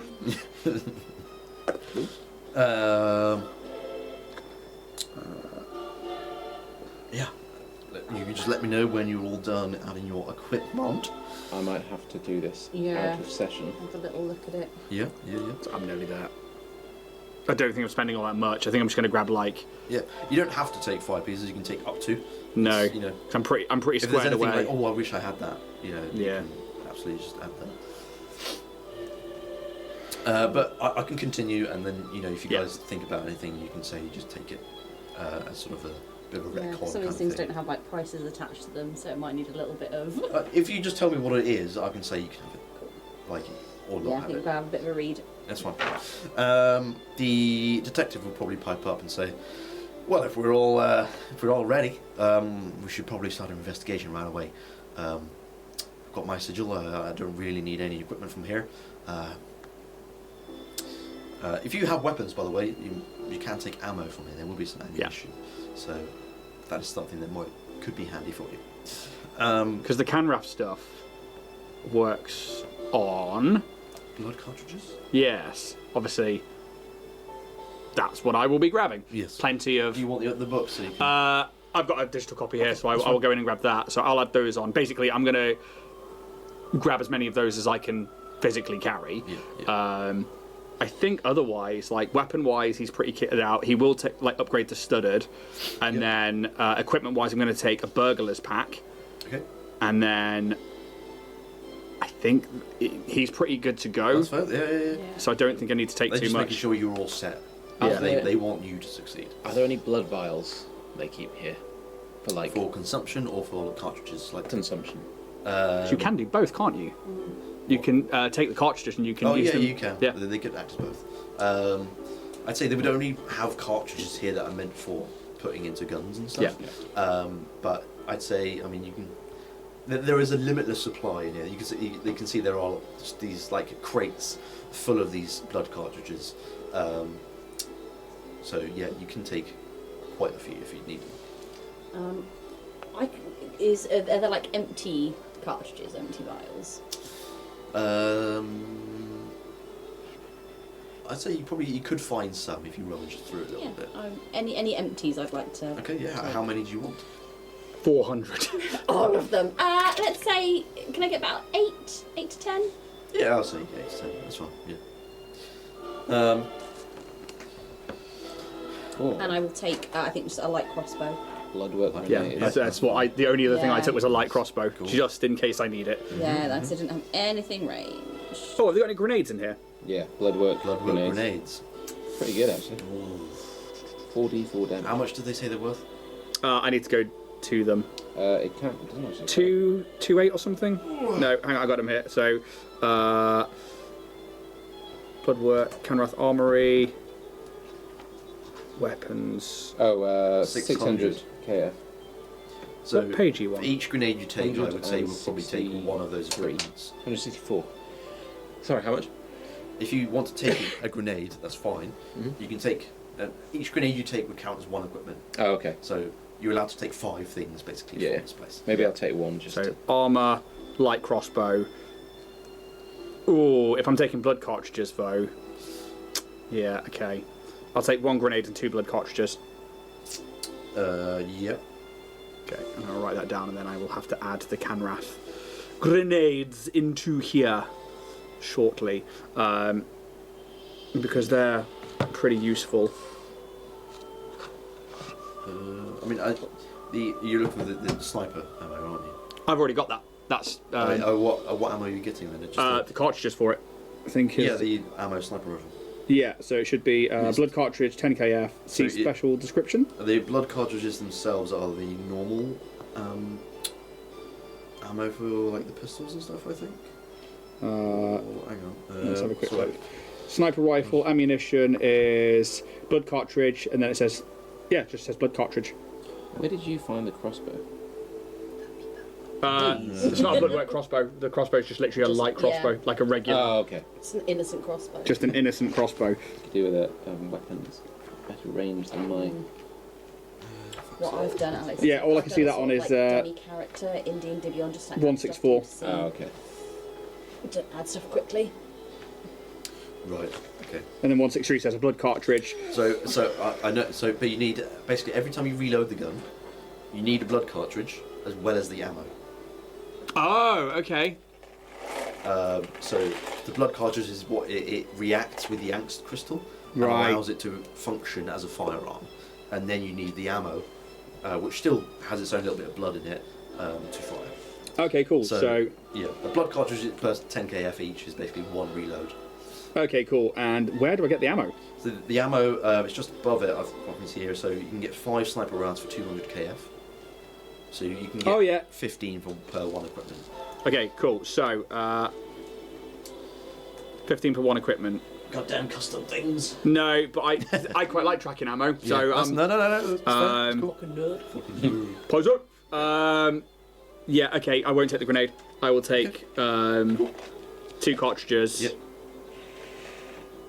Oh, fuck, now I've got to work it out. Can I have 6 things? Armour. Yeah. I'll lose the crossbow. Okay. And then I'll you've take already got a range 2 weapons. cartridges, 2 ammo. Yeah. UV8. Yeah. I mean, you've got a lot of money. You could go out and probably buy something like this, like a crossbow and stuff like that. So Very true. I'm going to take 3 grenades, he's fucking ready. a crossbow, Yep. and I don't really know how to go about armour. So I just Anything that's 750 gold or less can't really in find the it. normal player's handbook. Oh, shit. Yep. Right. Yeah. Luckily, I brought one with me. Okay, so the detective will pipe up and say, I think we should get on and get on with this investigation. I've got all I need. You guys got all you need? Indeed. Yes, I believe so. And I Awesome. would have chosen an armour. Yeah, no, don't worry, it's fine. We'll say that whatever you take is what you take. So James Mitchell, he's just sort of standing there with his arms crossed, keeping a very beady eye on you all, to making sure you only take what you're allowed. And as he's satisfied that no one is trying to sneak more than they should, you are sort of gestured outside the room. He will close the door behind. You can see he kind of locks it, and he will probably just say, "Good luck on your investigation. Hopefully, I won't have to see you again. Goodbye." Oh, goodbye. And a very stern figure, just likes to... What a twat. Yes. Here, to be that high in the household and so devoted to your king, it breeds a certain kind of person. It does indeed. As you are led outside, Broek is sort of waiting in the garden for you to just be ready. And you meet with Broek, and Broek says, got everything you need then? Yes, thank you. Okay, Jerry. well, I guess I shall show you back to the front doors, shall I? Yes. And you go back through the castle, back past the dining room. The Grand Advisor is no longer there. You imagine she's probably somewhere else. And Olive Garden. Yeah. It's so fucking Moorish. and you make your way past through these fucking humongous doors that have these huge metal rings as to open them. And they creak open, and you led the way out through the front courtyard. And Broek sort of stands in the doorway as you're out there. And good luck on your investigation. I'm sure you're probably going to need it. You might. There's a lot of things out there in Kanrath. So, but you have the sigils. You can go as you please. So, I'm sure I will be seeing you again. And he will go back inside and close the door. You would imagine the only way is to go across this bridge that you came across to get here. He really is a creepy son of a bitch. It really is. We kill him first when we assault the castle. So you are now essentially free reign. You're not being led anywhere, told to go anywhere. You have begun your investigation, and Detective Ethan Ward's already kind of like storming ahead a little bit. He sort of knows where he thinks he's going to go. Well, so we should make haste before the sun shines. Oh yes, that's a thing for you, isn't it? Yes. And you end up walking across the bridge, and you can see there are a couple of the cohorts Sanguinia sort of positioned at both ends of the bridge. And you walk past them, and they give you a very slight nod, knowing that you are royal guests. Maybe you flash the sigil a little bit, and they ain't got one of these, have you, bitch? Was it worse than Silver KJ, was it? Well, that's sun damage. Wait. Whoa. Marionette, I didn't think you had it in you. I'm going to assume you didn't say that. No, I didn't. He's pocketed his sigil. He's not wearing it out in the open. Yeah. Yep. They've seen you come in. They can see you go up. And you get across the bridge, and Kanrath is yours to roam. And I think at that point we're going to have a break. Awesome. Yeah. Because I need a whiz. Yeah. Yeah, boy. So we'll be back in about 10 sort of minutes-ish. Alright, so catch a bit. Hey guys, it's Ian here. Just jumping in to say a quick thank you to our show supporters, Warrior Prince 3D and Battle Systems. Warrior Prince 3D are your one-stop shop for all your 3D printing needs, and you can use the code TOTHESTARS on their Etsy store to get 10% off your orders. I'd also like to shout out to Battle Systems for sending us out a load of terrain to use with Bloodpunk. We are so grateful for your support, and please guys, go check out the Battle Systems website. You can follow the links in YouTube or in the description to this podcast, and they should take you right there. Thank you to our show supporters, we really appreciate it, and I hope the rest of you are all enjoying this Bloodpunk podcast. Hold him. Sorry. Hello. We're back again. From Get your break. bike. How are we all doing? Kid is back. Very good. Sarcasm. We've all got our drinks now. You're all fucking on root beer. Root beer! Sponsored by Bundaberg. I can't No, get we're along with it. Please, though. Can be. So it's literally like cough medicine to me. It's not like awful, but I can't get that taste of cough medicine out. I think that's the thing though, it's like you have a bit and then you'll be curious again though in no time. I probably will be. And then all of a sudden you're like, I can put away a whole bottle of Jägermeister without a chaser. It does remind me a little bit. As somebody who used to drink Jägermeister neat for a fucking laugh, and it's probably why I like it so much. That's fair. Vanilla, ginger. It's got a little bit like licoricey. Yeah, like it's almost aniseed. That's it, really? Yeah. It's almost aniseed without being aniseed. Yeah. It's like dandelion and burdock without the punch. Yeah. I like the burdock. I was like, define the fucking burdock. I like dandelion and burdock. Yeah. Yeah. Which I I think- find is probably what Dr. Pepper is. Yeah. I think there is an element of that in Yeah. Dr. Pepper, to be fair. Yeah. I I think more caramelised, I think. dandelion and burdock is the gateway to all of the others. Because, like, I think being British and growing up, you had Coke, you had lemonade, you had dandelion and burdock. And for some reason, your parents were always like, dandelion and burdock! And you were like, can we just get Coke? Can we just, please? Like, I know we're poor, but like, can we just... It did seem to me that like, Coke was, you know, the sugars and the bads and everything, but dandelion and burdock... Or the cheapest lemonade going from Safeway. Good for you. Oh God, Safeway.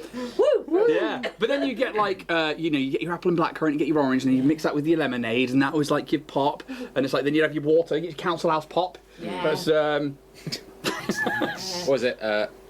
Is it crystal clear? No. Crystal Clear Cola. Oh, Clear, Pepsi. Absolutely clear. Pepsi? My grandma used to have this fizzy pop. Yeah. She kept in a pantry, and it was called like perfectly clear or crystal clear or something. Yeah, I think there was a Crystal Pepsi. I think Yeah. that's what it looked like water. Yeah. But like, it obviously wasn't. What it tastes like? Absolutely. Olives. There was that guy that did a YouTube video. He was like, "I've got this really old bottle of Crystal Pepsi." Yeah, I remember And that. he was like, "I'm going to down it and see what it's like." And he's like, "Oh." So Contains absinthe. one of the things that I want to do for this channel at some point is do like some of the stupid things that people do on the internet, like taking a bottle of Sprite and trying to do the whole thing, or a whole thing of fizzy water and seeing if you can do it, or like, you know, just all the stupid little challenges like that. And I really want to sit around and record all those because I think it'd be funny that like we just end up irking out in the field, or just like doing all the little stupid things, or like telling crazy offensive jokes to each other and trying not to laugh. Yeah. Just being like, yeah, because I think there's a lot of that content which I think we could do as a laugh, but yeah.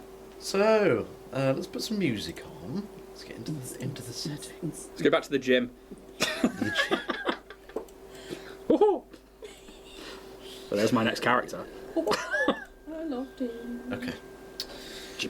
So, you are now in the city of Kanrath. Fuck it, good Sorry. start, mate. All that rope there. You've been tasked with investigating whatever this cult may be and who runs it and why they're doing whatever they're doing. And you have just left the royal castle with the sigils and the extra bit of equipment from the armory of the cohort Sanguinia. You are free to go as you will. You are at the time of day now. Would actually be sort of early morning, very early morning, but it's kind of like the normal time for going out into Kanrath, especially if you're a vampire. You've still got quite a few hours until sun comes up. So. Well, feedback. I don't know if Locum is necessarily the best place to start for the cult, but for our own connections, maybe it is the way. I do find it strange that I have led a solitary life, yet I am now brought together with people who clearly are tied to my creator's past. Perhaps my master can tell us a thing or two about the first Crimson Reign I think that and is. this sixth brother. I agree with you, Marcus. I think that understanding the first iteration is the key to understanding the second. In the matter of blood, and I'm going to pull out some vials, I need a vial from each of you. What, my blood? Yes. Yeah, he doesn't even hesitate. He just like bites into his wrist and just. Maybe I'll just... Wonderful, It thank would you. be Get a blade one out. hit point each. You And can then I'll just- deduct a hit point. Beautiful. And I'll kind of like pull back a panel on my arm, and you can see there's like Shouldn't mix. 4 vials of blood there. And Now I'm I'll gonna ask why. Add No. them in. Thank you. Fair enough. Fair play. I trust you completely. He doesn't even bat an eyelid. He just fucking bites his wrist and lets you have at it. Finally, I can do this. I've been waiting all day. He is, however, Story arc complete. as Bye, guys. as we begin, like once we're past the cohort Sanguinium and we're past the bridge, he basically takes this coffin and like removes the opens the lid and begins taking out like pieces of like brass weaponry, which he then like since I don't need to keep it hidden anymore, and she just basically starts putting together a fucking sniper rifle, which is the first time you now see a Kanrath weapon. Cool. And it would have the markings of, it's like a semicircular red circle. It's a semicircle, and then it's got like 2 extra lines over the top of it with a few that look like sun rays coming off it. It looks like a blood sun, basically. And it's very small, just on one part of it. Good piece of gear you've got there. Just like yours, a gift from my master to me. Personally, I like close encounters. And yeah, he will eventually like put it, and you see like these same canisters that he like fits into the back of it and stuff. And it's basically like walking along, putting together a sniper rifle before he basically puts it on his back. It's like, I don't get to carry this thing openly very often, so how the times have changed. Marcus, I believe then we are waiting for you to lead us to the GCTC. This way. And then, like, you get like 30 yards down the road, you go, no, this way. I heard the tale of a carriage driver who drove 30 minutes the wrong way before driving the correct way. With all this First, crystal. how are we traversing the city? Are we just walking, or is At there... the minute you're on foot. Yeah? Will, obviously, describing where this place is to us, Fear has a good understanding of most of the city. Do we have to cross through this, like, feral area of the city where, you know, basically 3 fucking rain is the hunting grounds? No. Well, we don't need to worry about the hunting grounds. I will lead. Yes. All right.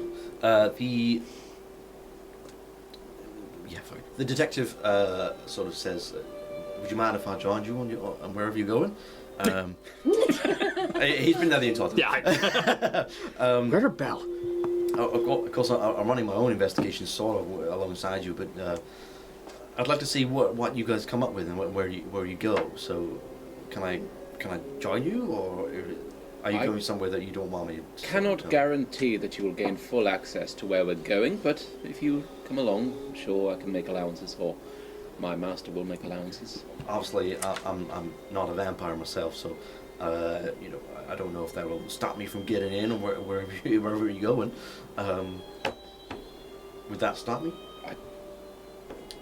Shouldn't think so. If you're here on royal duties, I shouldn't imagine so. If you carry the sigil as we do. And as we've seen, Locum is clearly a friend of the Crimson King, so surely being there on a royal duty would not hinder your investigation. All right. Well, I shall join you. Please lead the way, whoever's going. Yeah, and I'll Cool. All right. So you want to head towards the northern part of the city. Which... And where's that on the map? So obviously you are around here, and you've just crossed this So we'll bridge let you here. go in. You want to go like straight up here, and you're heading towards around the lake area, and you're going probably as your destination. Hassled by timeshares. As we, no, Mark, thanks. I'm all right, thank you. No. Just leave me alone. Let me enjoy my holiday. So, as you travel north, you're having to go through the most noblest of districts first. The very first bit you're in is called the Freedom Square, where the most noble people live. So these grand manor houses, and not a lot of foot traffic here. You can clearly see it's very well kept, very clean. And then as you make your way out of that district, it gets a little less polished. And the nobles still live here, but it's not quite as the higher end. And then you move through to another district, and now you're into the sort of more middle class to lower class kind of level of people. The people who have some money have somewhere to live, but not necessarily wealthy by any means. And eventually, it probably takes you maybe a good half an hour walk from the royal castle up and to get into the right sort of district where you need to be. You would know that the place where you would find Loken is not obvious. It's quite a hidden place, and you have to sort of hunt around a little bit to try and find it. Is this the place? Is this? And then one alleyway sort of catches your eye, and it kind of maybe there's like a little small sign just outside of it for a pub or something that you kind of recognise as the hallmark for that alleyway being the one, and you lead everyone else down that alleyway. And you end up having to take a few more corners, so you're really sort of in amongst where these dwellings are. and until eventually you find another side passage. There's a very small 5-foot corridor Bloody of hell, stairs that they descend underneath one of these dwellings into utter darkness. Obviously, I think all of you can see into dark anyway, can't you? So you can always title. Utter darkness. Utter darkness. Utter darkness. Got utter royalty and now utter darkness. So you can see in greys a little bit as you make your way down. But as you make your way down, it starts to curve. And as it curves down, some of these ants lamps start to light up as you go down, giving the very enclosed space some crimson light as you make your way down. And you're going down these steps for a good 5-10 minutes until eventually the spiral staircase ends and you're on a flat corridor. And you go along it with the lamp still sort of lighting up, and eventually at the very end of it is a stone/metal door. And it's mainly made of stone, the bulk of it's stone, but it's banded with metal just to reinforce it more. And it's, I mean, you can all make a perception check. Oh, fuck it. I know fuck all about this place. Well, to be fair, Marcus, you know what this door looks like. Okay. You've been here before, so yeah, it's fine. 10. 13. Okay. Yeah, I think you can just about notice that there is no handle on this side. There's no way to physically open a latch and go through. But you can see there is one small square hatch that looks like it could maybe open from the other side. A viewing slide. Yes, very much so. And it's only when you start to approach that you can slightly hear there may be a little bit of movement, but you can't really make out what kind of movement, whether it's speech or actual foot traffic, you don't know. Marcus, you would know. Yeah, you would knock. Yeah. Just And it's simple like knock, a yeah. thick, like heavy, like boom, boom, boom. Yeah, nice. And this hatch opens. And immediately you can see, if you ever played Borderlands, where that guy behind the door, and just the eyes of this guy is just like looking straight at you with these like dark, you fucker, with these dark crimson eyes, quite bulbous eyes, and he would take one little look at you. Would I know this person? You know that this would probably just be the doorman. I think you've seen him when you've entered an Exodus before. Jim Dorman. Jim Dorman. Of the Dorman clan. Yeah. The dwarf. Jim Dorman. And he... John. Who's at the front? Because That'd be me. You probably would be. Yeah. Yeah. And So then he, Detective Ethan Ward. he would spot you, and I think he's definitely seen you before. So you can see he slightly nods a little bit, and the hatch closes for a moment, and then you hear the rattling of something being moved about, and then the hatch opens once again, and he sticks his arm through, and in his hand is a little small vessel, and there's a little small pinprick at the very top. You would know that you would need to pay blood to get in. Or just, Yeah. and then I'll be like, And everyone has to pay blood. Unscrew the tip of my finger. Yeah. Twice today.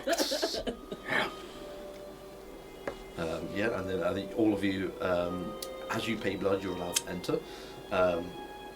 It's a bit of an awkward thing because there's so many of you. They don't really have as many people entering at once. So you get one person, you go first, prick your finger, get a bit of blood, let you in, close the door.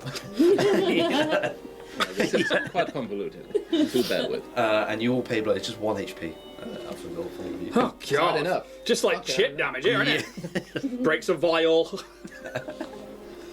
I'm looking weak, man. Fucking weird. I still have 2 blood vials. Like, Saving that. yeah, same. There's moments where we need it. Yeah. Okay. Fuck it, let's have Like, wrap around. Cheers. Yeah. So now you're on the inside of this place, and Behold. immediately Creative. what you can hear is the sound of chanting. In a very Like, unknown language. Does anyone know Old Common? Old common. That was actually going to be a question, because I think I would, Okay. given my age, wouldn't I? Have you written it in your proficiencies? You explain to me. I'm old as balls.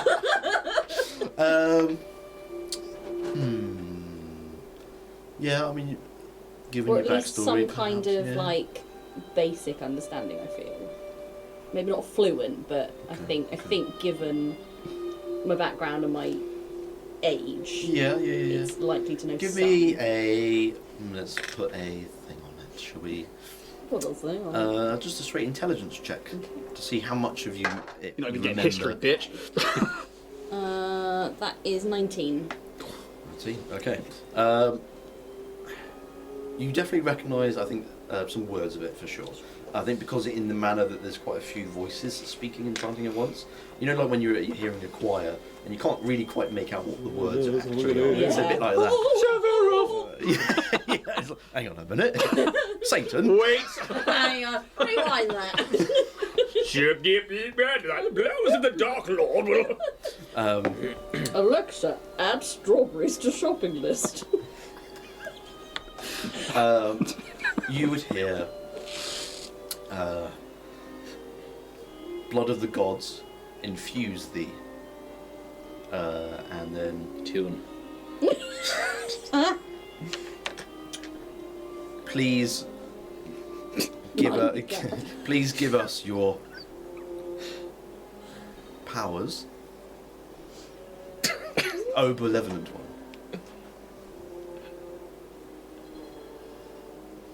And that is repeated. So what you have, you're on the other side of this door, and the doorman's just kind of like sitting on a little stool to the left, just waiting for people to enter and exit. He's just doorman, Jim Doorman, as we say. And then immediately to the left and right, you've got some corridors that lead off somewhere. You can't quite see where they go. And then directly in front of you, there's a small corridor, but you can clearly see on this like 15-foot corridor after it. There's a very large room that looks like a cistern, and you can see in the middle of this room is this very large circular pool of what looks like some sort of liquid. It could be water. You're not really sure from this distance where you are. It's got to be blood, Oh, right? it's blood, right? Probably does. And When is it not? you walk through. If you want to enter this sort of big Yeah. room, I mean, to be fair, actually, Marcus, you would see Loken in this room. I would kind of like tell these guys, just, best to wait here a moment. Allow me to consult my master. And I will approach Loken. I think as you sort of enter the room slightly, you can see, you know where the chanting is coming from now. It's from these acolytes that are sort of knelt on one knee around this circular pool. And in the middle of this pool, there is a central platform. And there are sort of like 3 little walkways, one from the other side and 2 from left and right, going to the central platform. And in the middle of the central platform is Loken, who is not chanting, but he is kneeling on the ground with both knees and eyes closed and just arms out. And you can see, as you kind of look above in the top of the cistern, you can see there are a couple of sewer grates. And you can see there is foot traffic going above. And some of the sort of like moonlight kind of shines through a little bit. And the chanting is getting a little bit more intense. Would you have experienced this before? I think you probably would have, maybe at least once. You can tell that it's whatever's happening here is coming to its conclusion. The chanting stops as soon as they finish the very last line of the benevolent one. Benevolent one, if not malevolent. And the blood starts to pool and rise from above the surface. And you can see the sort of beads of this blood is now being drawn to Loken. And as he's holding his hands out, the blood is drawn into his hands, into his arms, and he is absorbing it through his skin. And after about a couple of minutes or so of this happening, you can start to see the red veins kind of creep up from his neck and over his face. And his eyes burst open, and they are like the brightest crimson red eyes you've ever seen. And his mouth just goes open as he's kind of consuming this power of what they deem to be the power. And another couple of minutes pass, and the blood starts to slow down, and then it pulls back into the surface and rests. And Loken takes this very long breath. And he rises and stands. Fuck myself up there. And he opens his eyes again and notices you directly in front of him. Ah, Loken! Now, if you've quite finished, I should like... No, that's it. Not Loken! I am Loken!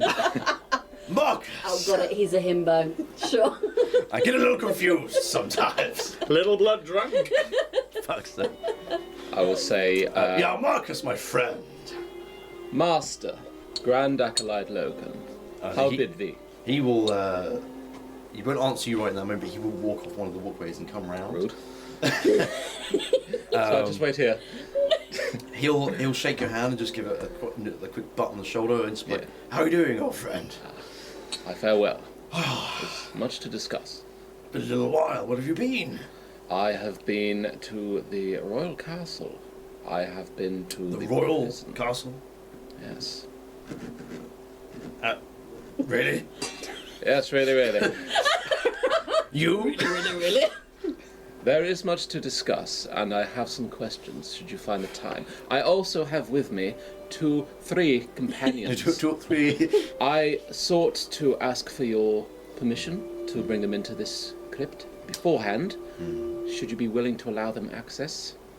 If not, they are waiting outside. Well, if you truly deem them friends of yours, I then they're have friends no of mine. reason to distrust them at this time. And then I might think about fear.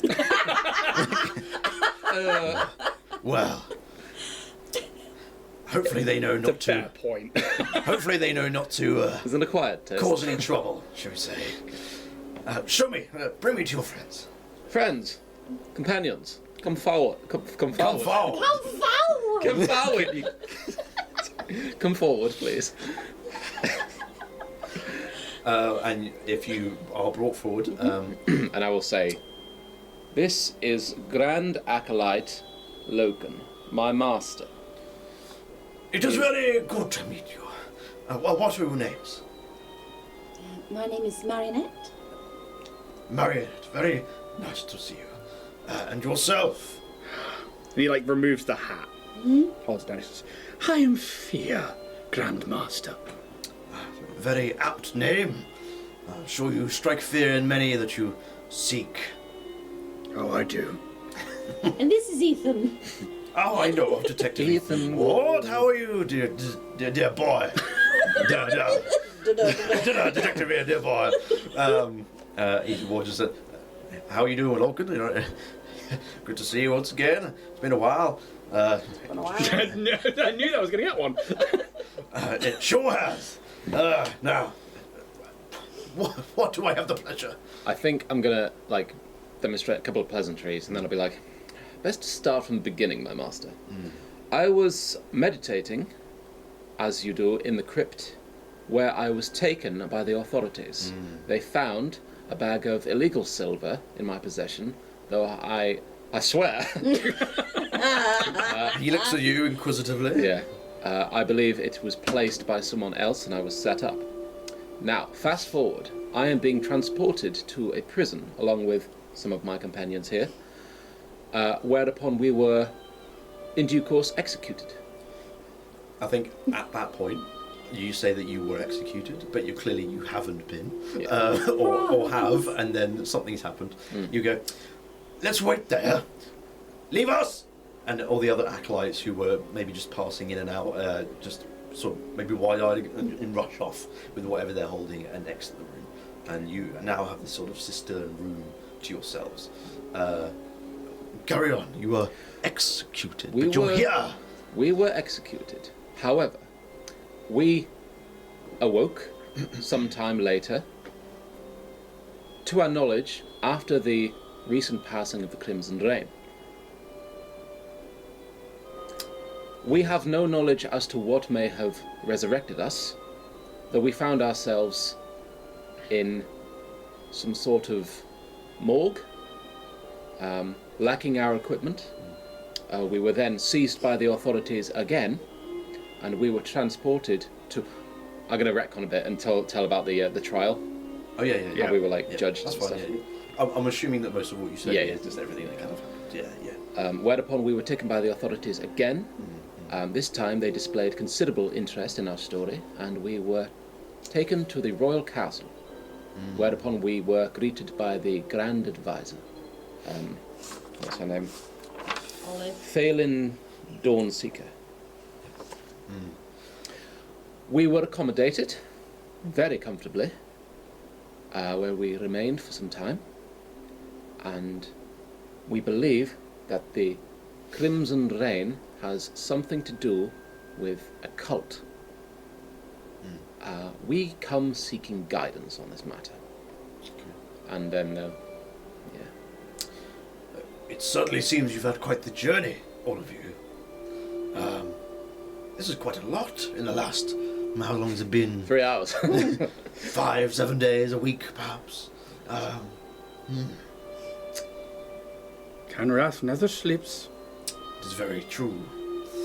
Now, so the Grand Advisor has sort of hired you as her personal investigators. Yes. I must say, Master, I was not aware of your affiliation with the royal household. For you see, there is a portrait of you in the castle. Get out! Never come back! And this isn't like... He's goading him into attacking him. I'm not trying to, like, interrogate him. I'm literally curious. Yeah. Oh, we didn't know that about you. He sees through that you're telling the truth. Yeah. A sign. This is why we came to seek your advice first, as we understand that you have some sort of affiliation. I am pleased you came to me. It is I good see to be there's here, Master. At least Good to see you. a deed of trust between us. Yes. You and I, Marcus. And that painting is a time of times gone by. Did you mention the dead sun risen at all? Of your visit to the royal castle? No. I don't think I did. I think I might have explained it to these guys, but not I think you did. shit. I think because you mentioned the dead sun risen, because you were like... You expect them to mentioned know what the house Yeah. is. how you knew Yeah. him Yeah, that's right. to Broick. Yeah. And Broick said he'd never heard of it. Okay. Okay. Stupid boy! Draining the blood. Blood. Can I insight when he says, did you mention it? Is that like a, shit, I need him not to have said something? Or is that like a, I make an insight. come on. Big money. 19 plus 0, 19. I'll tell you, you get the vibe that he wishes Marcus hadn't, but it's not the end of the world. Yeah, cool. Obviously, as you know, Marcus, we are a sect of the Crimson Order. A smaller side bit, shall we say. A side piece, if you will. Side piece of the Crimson Lovely, Order. lovely side piece. Don't tell your wife. Or your other masters. Indeed, I do apologise, my master. Since we were in the royal household, there were no secrets to be kept in presence of the Grand Advisor. It's fine. I thought honesty would be the best policy. I understand you were in the royal castle itself, so it would have not done you good to lie. Indeed. So I cannot blame you fully. However, I would. Oh God, thank you. I would restrain. What's the saying? Caution restraint. I would caution restraint for any further discussion of the dead sun risen. Very well, my master. As Seeing there's other people here that aren't part of the dead sun risen here. You don't even have to make an insight on this. You can tell that there's stuff going on here that he doesn't want people to know. we do things a little differently here than we do in the Crimson Order. We still follow the same rules, but we bend them slightly. Anyway, what information do you want from me? We wish to understand the passing of the first Crimson Reign, as you yourself were friends of the founder, it seems, and the founder perished around the time. Yes, we were friends, but not, let's say friendly acquaintances, rather than actual friends. But, you know, obviously as you've seen the painting, we had gone on the great hunt together. And as I say, that was a time long gone. As far as the first Crimson Reign is concerned, yes, I was around when that happened. There were casualties on both fronts, both for the rebellion and for us vampires. The rebellion was most hard hit from it, but the vampires by no means had their own large amount of casualties. In terms of numbers, I couldn't really tell you. Let's just say the bodies were piled high. Do you know, and forgive my impertinence in interrupting you, Grandmaster Locum, how the founder brought around the Crimson Reign the first time? I was not there when he cast whatever magics that he has. And you do believe it to be magic? It's the only way I can explain it. I can't imagine it would be technology. I mean, I've seen the workings of the angst and blood together. I do not believe that we have the knowledge to be able to create such a thing with just technology. There must be an otherworldly force to this. And obviously the founder was very powerful indeed. The founder was very powerful. Do you know at all if his casting of this great and powerful spell was public, or do you know if it was done in private? That's a good question. Give him a little history check.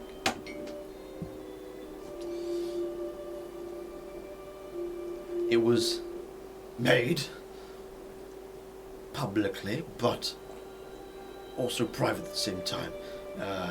He had to be somewhere central in the city, but he needed to be able to see the space around him. So he had his most elite guard create a perimeter. It was not within the confines of the royal castle, but within the Freedom Square, which, as I'm sure you well know, having to pass through it, is one of the most noble districts in Kanrath, and only the most noble of vampires are allowed to enter. But he conducted this spell, or whatever magics he did. Like I say, I was not there, I was not present, but from what we know, he cast whatever he cast there within the Freedom Square, openly. Mr. Ward, maybe a secondary investigation into Freedom Square this time round, to see if anybody saw anything untoward. Sure, I think we probably can do that. I mean, I'm not sure how willing the nobles will be, but we've got these sigils now, so maybe they'll talk. Well, I'm sure the Royal Sigil can make them talk. I certainly hope so. Is there anything you can tell us about this recent reign? Assuming you would have seen it. Well, My master? I know not of it. But, if the blood rain has happened again, which it clearly has, the founder is dead, which means someone or something has gained the abilities that the founder once had. Clearly, I do not know how. Would you have any guesses as to if any of his children were to have, his 6 children, were to have this power? And if so, would you put it upon any of them?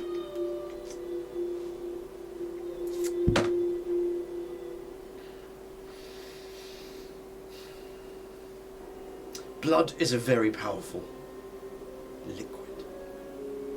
It is a primal essence that runs within our bodies. As I'm sure you've just witnessed, the ritual that I just underwent, that I know a thing or two about blood. Ah, yes.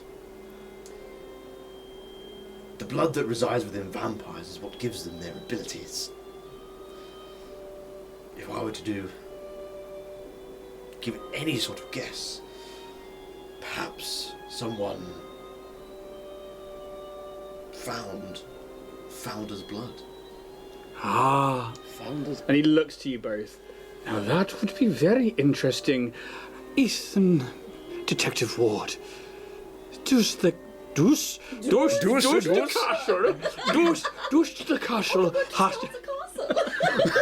I grabbed the furniture and does the castle keep the Founder's body, or would?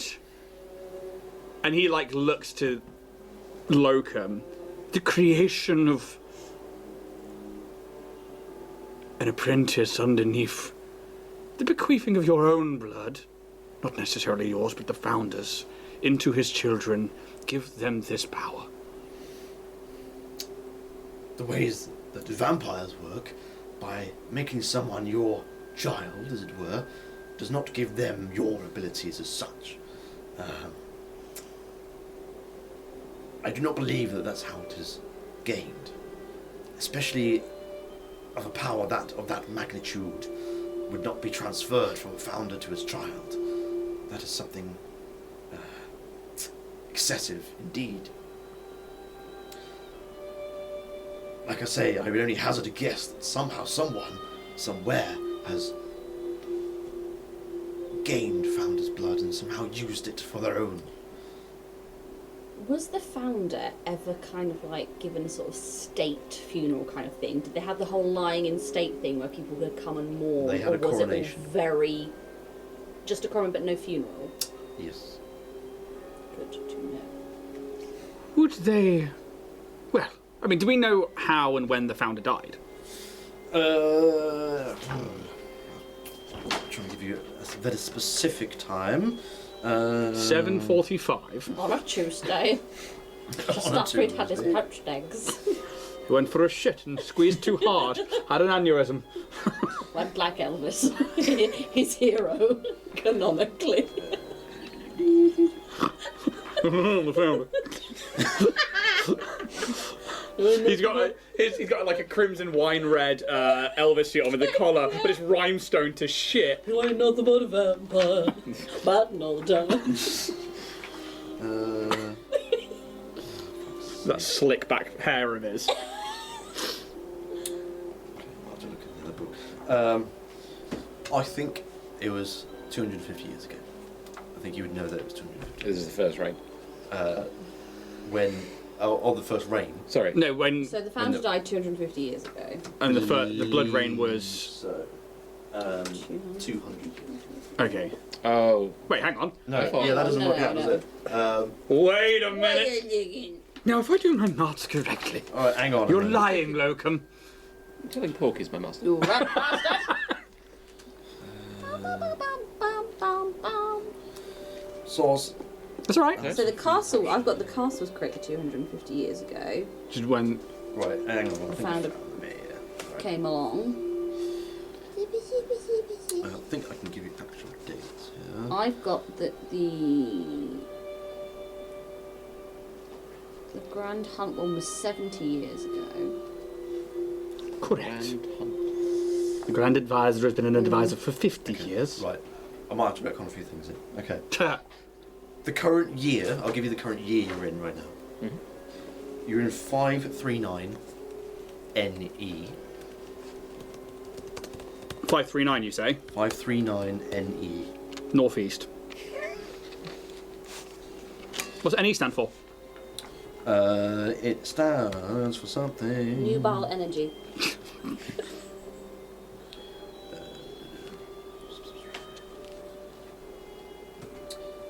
the narrative era. Ooh. You know that DE, which is obviously before NE, is the depicted era. I assume where records began. Yes. Nice. Yeah, so forget all about I've said how long ago the founder died. So it was only 38 years ago. So the year 501 NE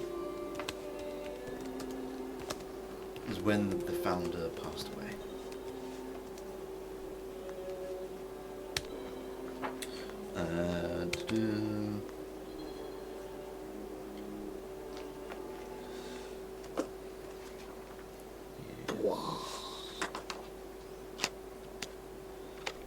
Yeah, okay. So you know that the rebellion was between 452 NE and 455 NE, so it lasted for 3 years, this rebellion. And on that last year, 455, is when the first Crimson Reign happened. Concluded with the first Crimson Reign. Is that what you said? Yes.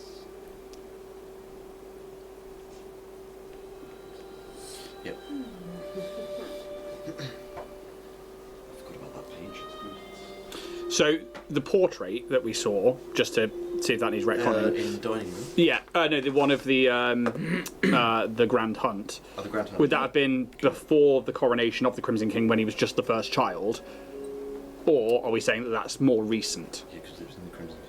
So, yeah, so you would know it's in between the time, judging from the picture, that it was between when the founder died and now. Okay. It's what during the Crimson King. Okay, cool. And on top of that, obviously back to the state funeral thing, the founder died, and there is kind of this like, basically, is his body destroyed, or is there like an entombed crypt for the... Loken would say there is a tomb that the founder is held within, though I could not tell you the location. That is kept private. He just looks towards Ethan. Don't look to me. I don't know where it is either. No, I'm just I know saying there's a that maybe coronation for him, but discussion with the castle, they may need to look into whether or not a tomb has been recently opened for founder blood. well, certainly keep it in mind. We can go tell Grand Advisor or something whenever you feel like it. And my master, is it possible to learn this power, or does it have to come from Founder's blood? Power If there was a cred stick going on now, I'd probably get it. I don't know. the level of power to be able to conjure the blood rain is immense. I do not think that it could be just simply learned. I think there has to be Not from a... a certain level of innate ability, a very deep connection, perhaps to the blood god himself. Indeed. May I ask, Master? There are 6 children. There is. What of the 6th?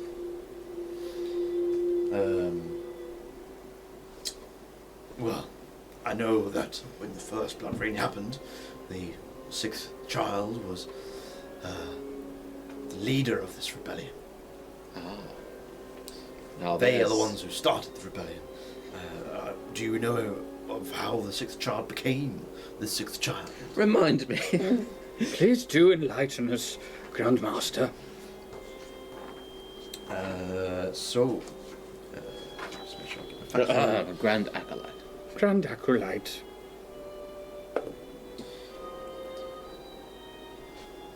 The 6th child was the head of the rebellion before they were a vampire. Ooh. The founder found them and made them a vampire to make them go against exactly what they fought for Ironic as a justice. punishment. Obviously, the 6th child did not take likely to being changed. It is believed the 6th child has been killed within the blood rain that first time it happened. and they've not been heard of or seen of since. I could not tell you much more. Do you remember what they were called? This sixth child? I never had the pleasure. Not common knowledge. If you were, and forgive me for not understanding the ways of your sect, to branch off from a religion or to begin something new, or as we've been tasked, and he looks to Ethan Ward, and it's almost like he's trying to gesture that Ethan's then saying this, not him, to begin your own cult, where would you begin? Where would you have us look?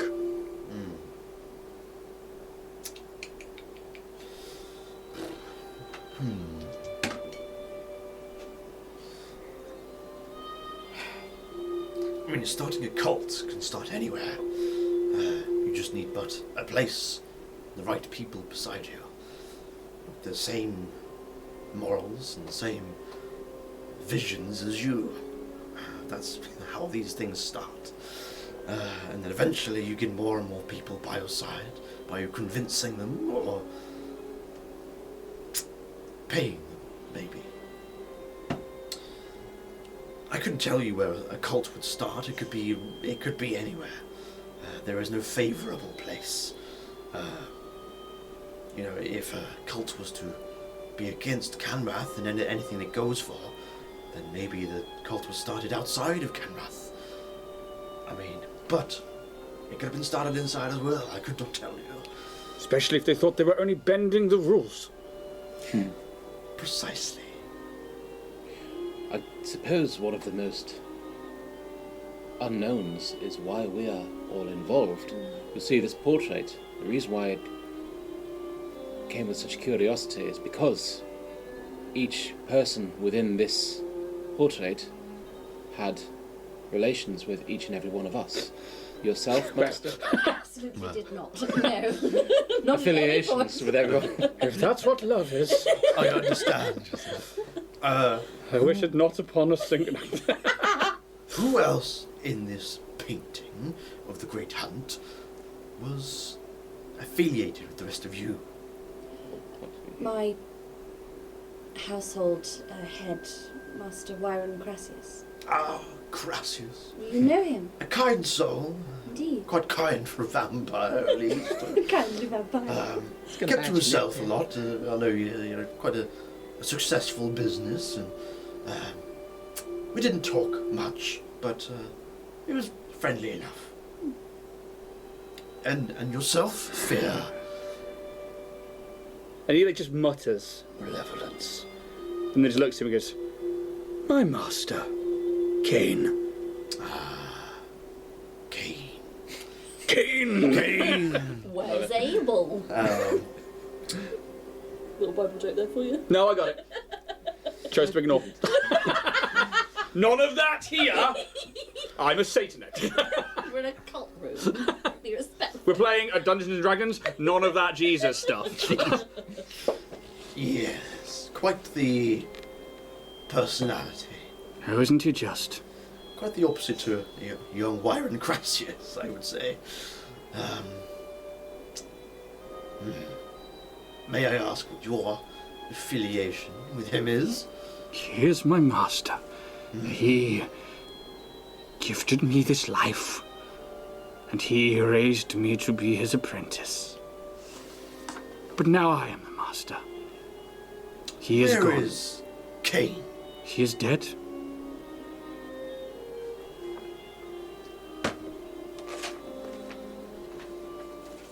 Is he?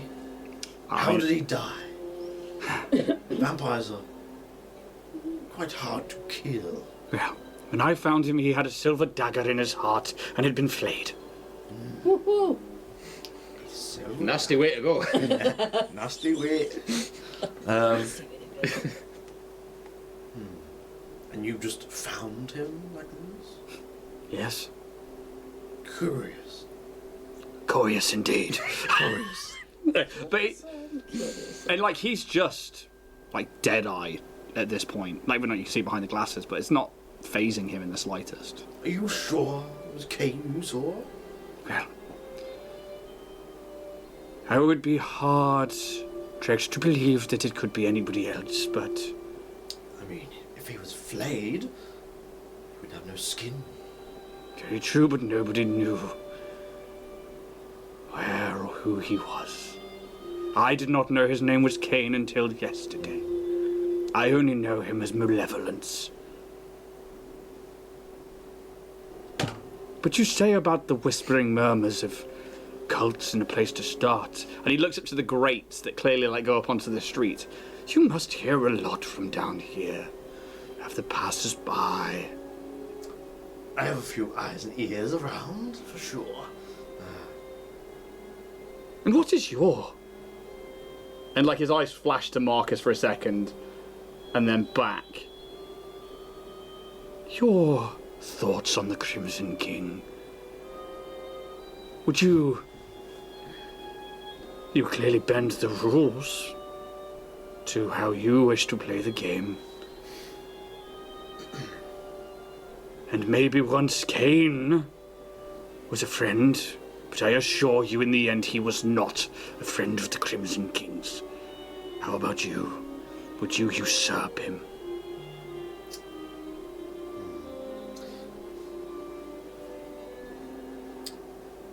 It is not in my interest to usurp the throne.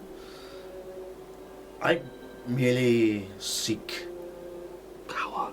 to be better. Ah, that is what we're calling it. But you say this Malevolence did not like the Crimson King? Oh, you loathed him entirely. That is not what I remember of Cain. What have you heard from Malevolence in your time that you knew him? What makes you think that he wanted to take power from himself? Because I was being raised to kill him. And now your master is no longer here. Yes. And now you are left wandering the streets alone. Yes. So what purpose do you serve now? Do you carry out your master's orders still, or do you go your own way? Time is yet to tell.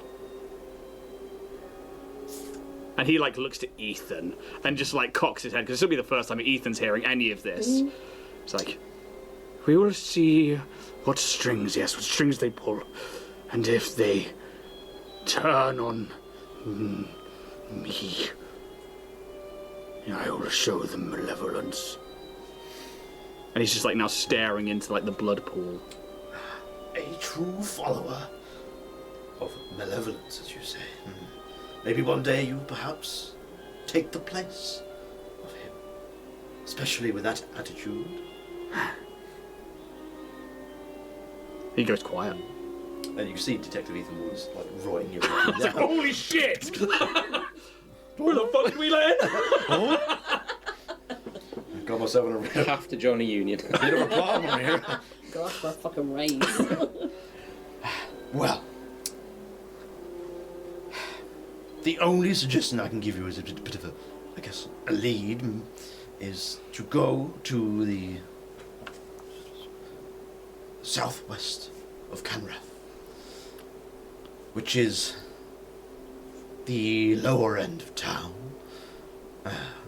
Poverty is awry. The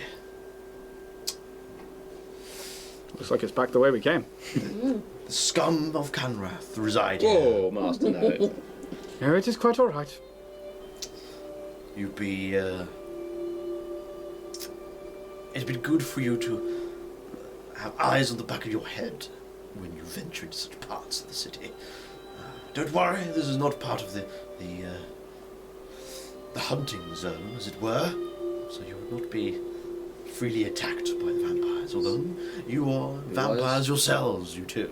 Wise to keep vigilant, just as you trained me, Sir Master.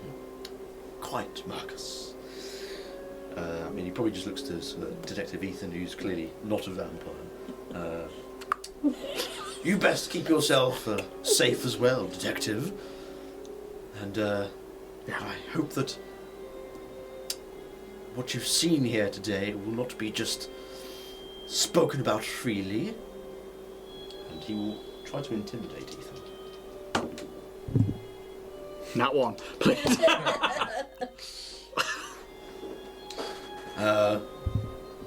You can see the detective is kind of a little bit wide-eyed, kind of like, understood. And he makes a little note. Marionette, Indeed.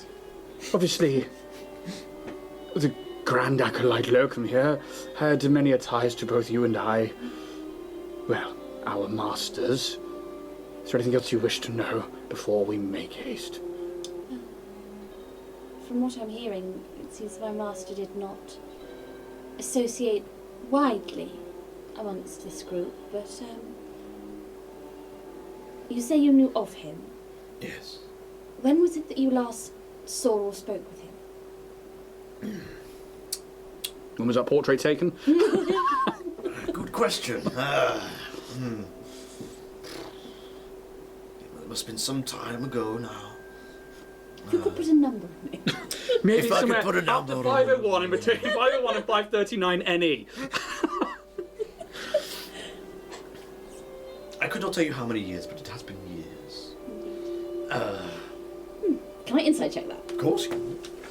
Of course. Fucking white. It's a 1 Oh, for a 6. you think he's telling the truth? Are you... Do you not know where he is? I going know on? he is currently away with the family. Obviously, my situation has been somewhat of a trial in the last week or so, but I know they have had a small delay. I was just wondering if perhaps, seeing as you were friendly, you had heard anything. How long have they been on a family trip? How long have they been on the family trip, actually? I don't think we have put a number on it. Because I think Marinette's probably lost count. Yeah, true, Yeah. true. Make a history check just to see whether you can kind of have a bit of a time check. 13. That's it, okay. They've been gone. Definitely between 1 and 39 years. From your perspective, they've gone probably about a year. Yeah. And It is not a small trip, my you've friend. been left alone for that time. Yeah. Within, if I would say, 3, 6, 12 months? Quite a range of dates there. 12 months. They've been gone a year. Yes, It's quite a long time, it is. especially for a family trip. Yes. And I know that the Wyron used to go on business trips, but if he's gone with his family, it does change things somewhat. How so? Well, us vampires we like our residences. We like being at home, as it were. We'll do what we need to outside of them. And, clearly the Wyron has his own business, which does sometimes take him to Cyherested. I know that. But to be gone for a year, that's a long time. Even for us vampires, who are all clearly immortal.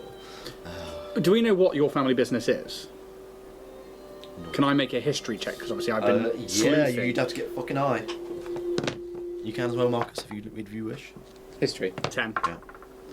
Oh shit. Oh boy, oh boy. That is an 18. 10. 10. No, neither of you. Marionette, Gods. what does the Gracious family do that would keep them away for so long? Surely their business is here in Kanrath. I confess I do not know the nature of the master's business. It is not in my remit.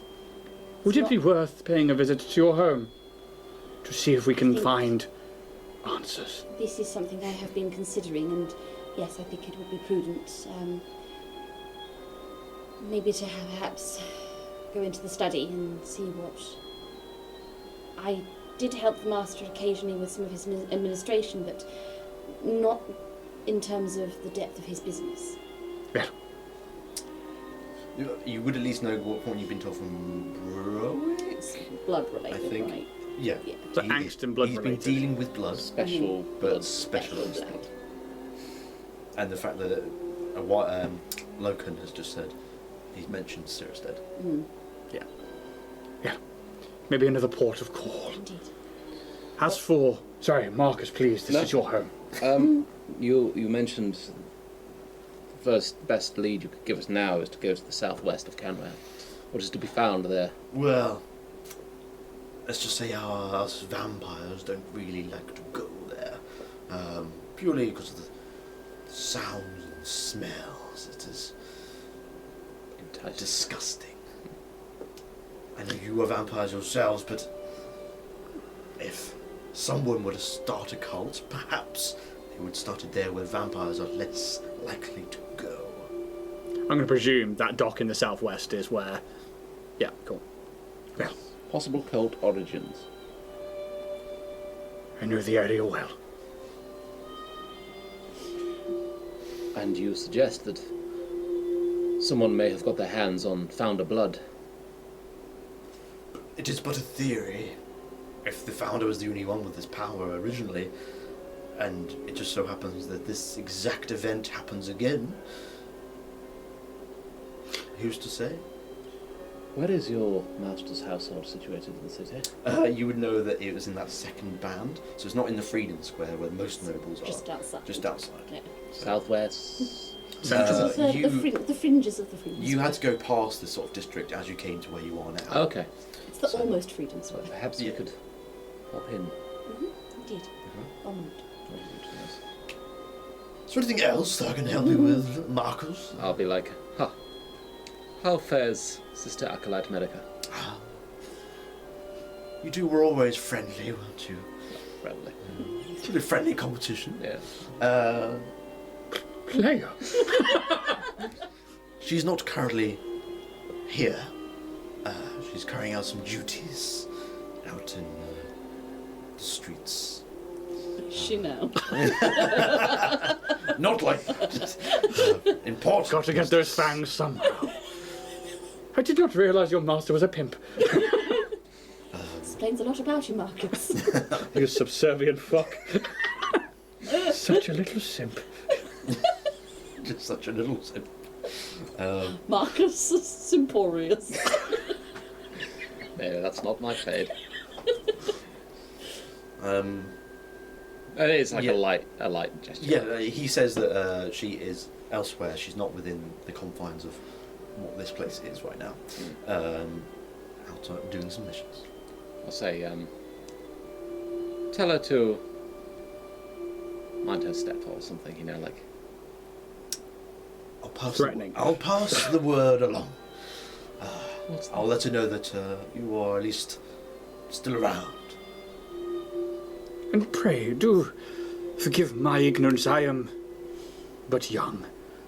Who is it that you are praying to here? Well, the blood god, of course. Of course. Yes. Well, Marinette, we seem to be passing by your home while we head to the lower reaches of the city. You will both wipe your feet on the mat before you enter. You didn't fucking do it here, did you? I don't wear shoes. Yeah. He doesn't say that. I'm presuming that's you You've inviting us tracked in. your shit. I will invite you in. Yes. Well, if Stay that's, outside, not allowed. if that's everything, I must conduct business as usual. So, unless there's anything else, I shall bid you farewell.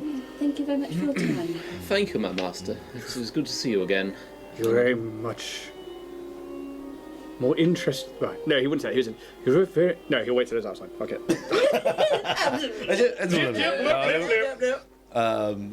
And he will gesture back to the way you came, back through where Jim Dorman is next to the door, ready to waiting for. I'll give him a bow and like a Headbutt.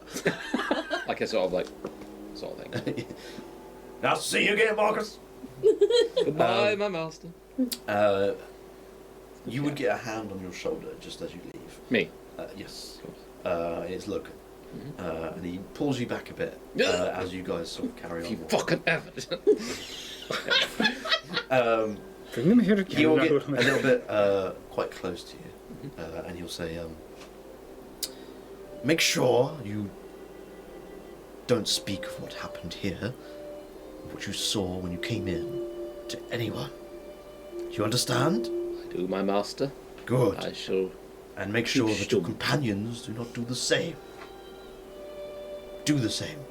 Very well, my Forgive master. my words, I'm a bit out of it. Tell everyone. You're pissed, aren't you? You're pissed, my master. All that God's love. sake. I'm positively buzzing. No. Just that I give you a warning, Marcus.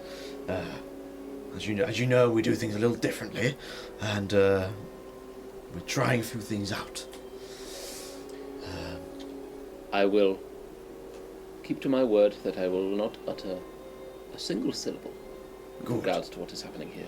That's what I like to hear. And he'll pat you on the shoulder. What is happening here? Do you ask No, him? I think I would know. Okay. I mean, Would you like Do to you know? I think Marcus would know. Alex would like to know more. you can roll a I wouldn't say history. Arcana. Oh, that's a good roll. Oh, God, I'm bowling tonight, mate. 19. Love that. 19. Okay. Okay. You've seen this ritual once before. It wasn't too long ago. About time of the Crimson Reign. Yeah, I was going to say. Before the Crimson Reign, Yeah, for sure, like a good few months ago at least. Even as Loken had said just now with the conversation, that he's trying to be better. And you kind of trying to piece it together a little bit, him sort of absorbing this blood that's around him and the chanting. There's definitely some sort of ritual towards the blood god, and with, not that you understand the words of the chanting, only Marionette does. You would probably gather that he's trying to improve the vampiric abilities Is this... to an extent that it exceeds that of even perhaps the founder himself.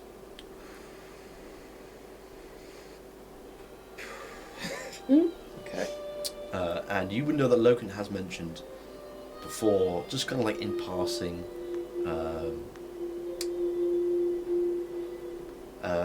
I'll do it in his voice. Imagine if one day we could roam the earth, free of all our restraints, not having to worry about the sun. It's called sunblock, my master. You can get it at Kanrath Best Buys. 2KF. Doesn't quite. Would you like me to get you something? Factor 50,000. And like words to that effect of trying to break the restraints of being a vampire. And, you know, what if there were no downsides? What if they could have all these abilities and not be hindered by the likes of silver and stakes to the heart and stuff like that? What if they didn't have those weaknesses? Cool. Yeah, make of that what you will.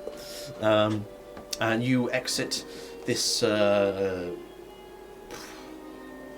headquarters for whatever this dead sun risen thing might be, and you make your way back up the stairs. And as you sort of leave, the lamps turn off as you go. Marcus, I think you might be in a cult. Yes, boy. Well, I did say before, the difference between a cult and a creed is royal funding. I think the ethics, though, still make it a cult. Surely Yeah. it is And are you more. saying that that is funded by the royal castle? No. No, it is not, is it? Your Grand Acolyte Lurkham does not want them knowing about this, does he? Would he... I would assume the Crimson King would be aware of the cult of the dead sun. It's really fun. I love this one. It's so great. Now you know that the dead sun risen is meant to be kept somewhat secret. Yeah, okay, yeah, So, it would Crimson King would know of the Crimson Order, Mhm. 100%. Yeah. Whether he knows of the dead sun risen, you No. are unsure. be. Probably not. You don't have any direct dealings No. with the Crimson King, so Yeah. What was your question, sorry? Well, it's not really a question, but one thing can be sure. Our masters all sought power in some kind of way. Yours really does. It really does. Really does. He is an interesting master, I will say. He's a good man. my master. Is he? Is he? Well, Marcus, do you speak Old Common? speak common. Do you speak Old Common? You see, I was subsisting on the scum of the sewers. I was in gangs, and I was lifted up by my master, and he granted me the gift, the dark gift of vampirism. And I was trained in the arts of the creed of the crimson. In the crypt of the Temple of the Crypt. He gave me a better existence. Yeah. So in my books, he is a good man. I have only known one existence, and it has been pain and fear.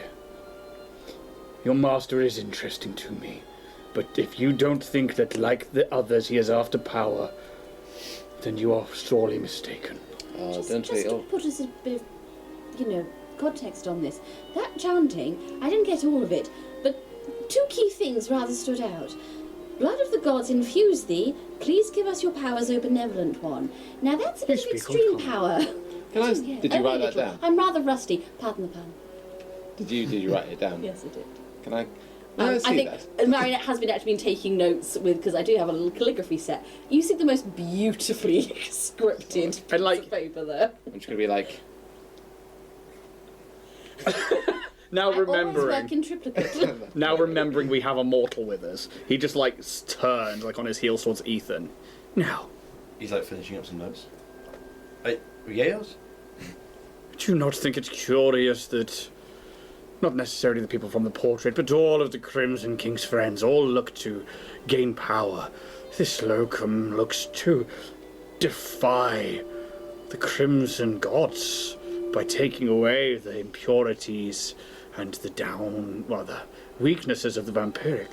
Surely that would be a boon in a fight against, or in a rebellion, surely, against the king, to be able to fight during the day.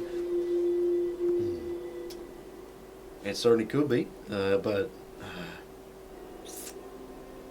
What did you make of that in there, Ethan Ward? I mean, it's definitely unusual, I'll tell you that. I've never seen anything like that before. But Going once, going twice.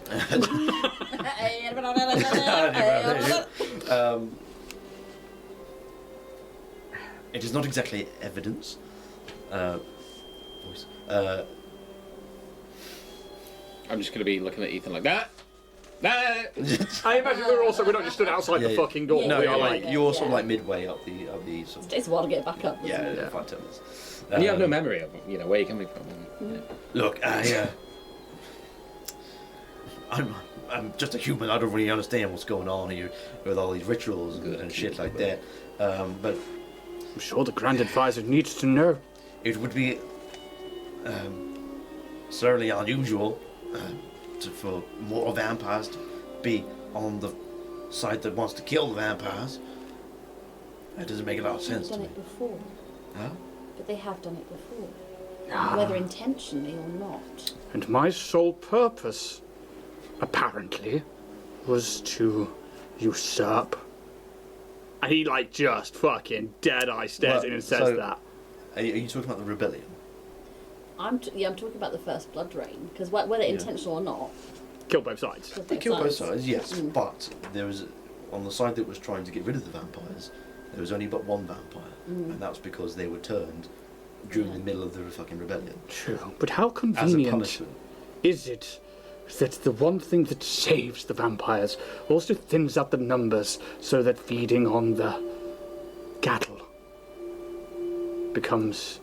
something doesn't add up. No. Something is wrong, and I can't quite piece it together. But I have a niggling feeling that we're missing a piece of the puzzle here.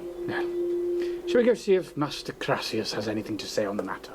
Yes, and please be respectful about it when we're in this house. Thank you very I have much. nothing but. And just when you see them walking away. Fear, darling, your respect and reverence is entirely performative, and don't think I don't recognise it. He just smiles, bows deeply. You little shit. It's about this time that you exit from the entrance, and you are back out onto the streets. Exit from the entrance. That's another fucking. There's an episode title. It's about now you exit from the entrance. And you are back out onto the northern streets near the lake that resides in Kanrath. And you have to go sort of travelling back south a little bit. Could I do a perception check to see if anybody's following us or watching us now that we've like left the castle, gone all over here, but now that we're exiting this sect, and obviously something that's supposed to be secretive, this is something that's innate to fear. Like leaving somewhere that's secretive is like now that kind of like... Perception check. Oh, that went on a journey. It's really low, it's a 3. We are clear, guys. Yeah, you don't think anyone notices you. You think you're probably okay because you had to go through a few corners to get around the alleyways. Sorry, 5. Yeah, same thing. Definitely clear, Yeah, guys. I mean, you have to go quite through alleyways to get here, so it's not like it's clearly seen from the main street. So you're probably okay, but you can't see anything. Sweet. You're all clear. You're back out on the streets, and I think the next thing that you want to go do is to go to the House of Gracius, which is just on this outskirts of the noble districts. And we will do that next episode. Ooh. Shocking. Shocking scene. Oh my god. So, Cool. yeah, thanks for playing, guys. Thanks for having us. Thank you very much. More investigations happening. I didn't do a very good job of keeping my secret society so secret. Well, Come in, guys. What are you doing, Master? So all the secrets are coming out in this one, I think. They're starting to make their way through. It's a means to an end. So- I wanted you to know. next episode we'll see what Crash's household has to say, and has to perhaps give you some lore on what's going on. And then who knows what's happening after that. You do. Oh, that's right. I Feels do. good, right? Yeah. So yeah. All right. Yeah. Fuck yeah. I fucking love it. Oh, look at this. Oh, Fucking nerds. So thank you to everyone who watches this, and thank you to our supporters and sponsors. we had a great Christmas. Yeah. Christmas. Happy New Year in 2 days. By the time you see this, we will have had Christmas. So I hope it went well. How did Christmas go? Oh, let's roll. What's out the tray? It's a 10. It's a 10. 10 across a the board. nice average Christmas. A nice have a average Christmas, guys. From all of us at Dragonborn Industries, Oh, and we yeah. mean that. Have an average Christmas. And an average New Year. So we'll see you all another time. Bye-bye. Bye.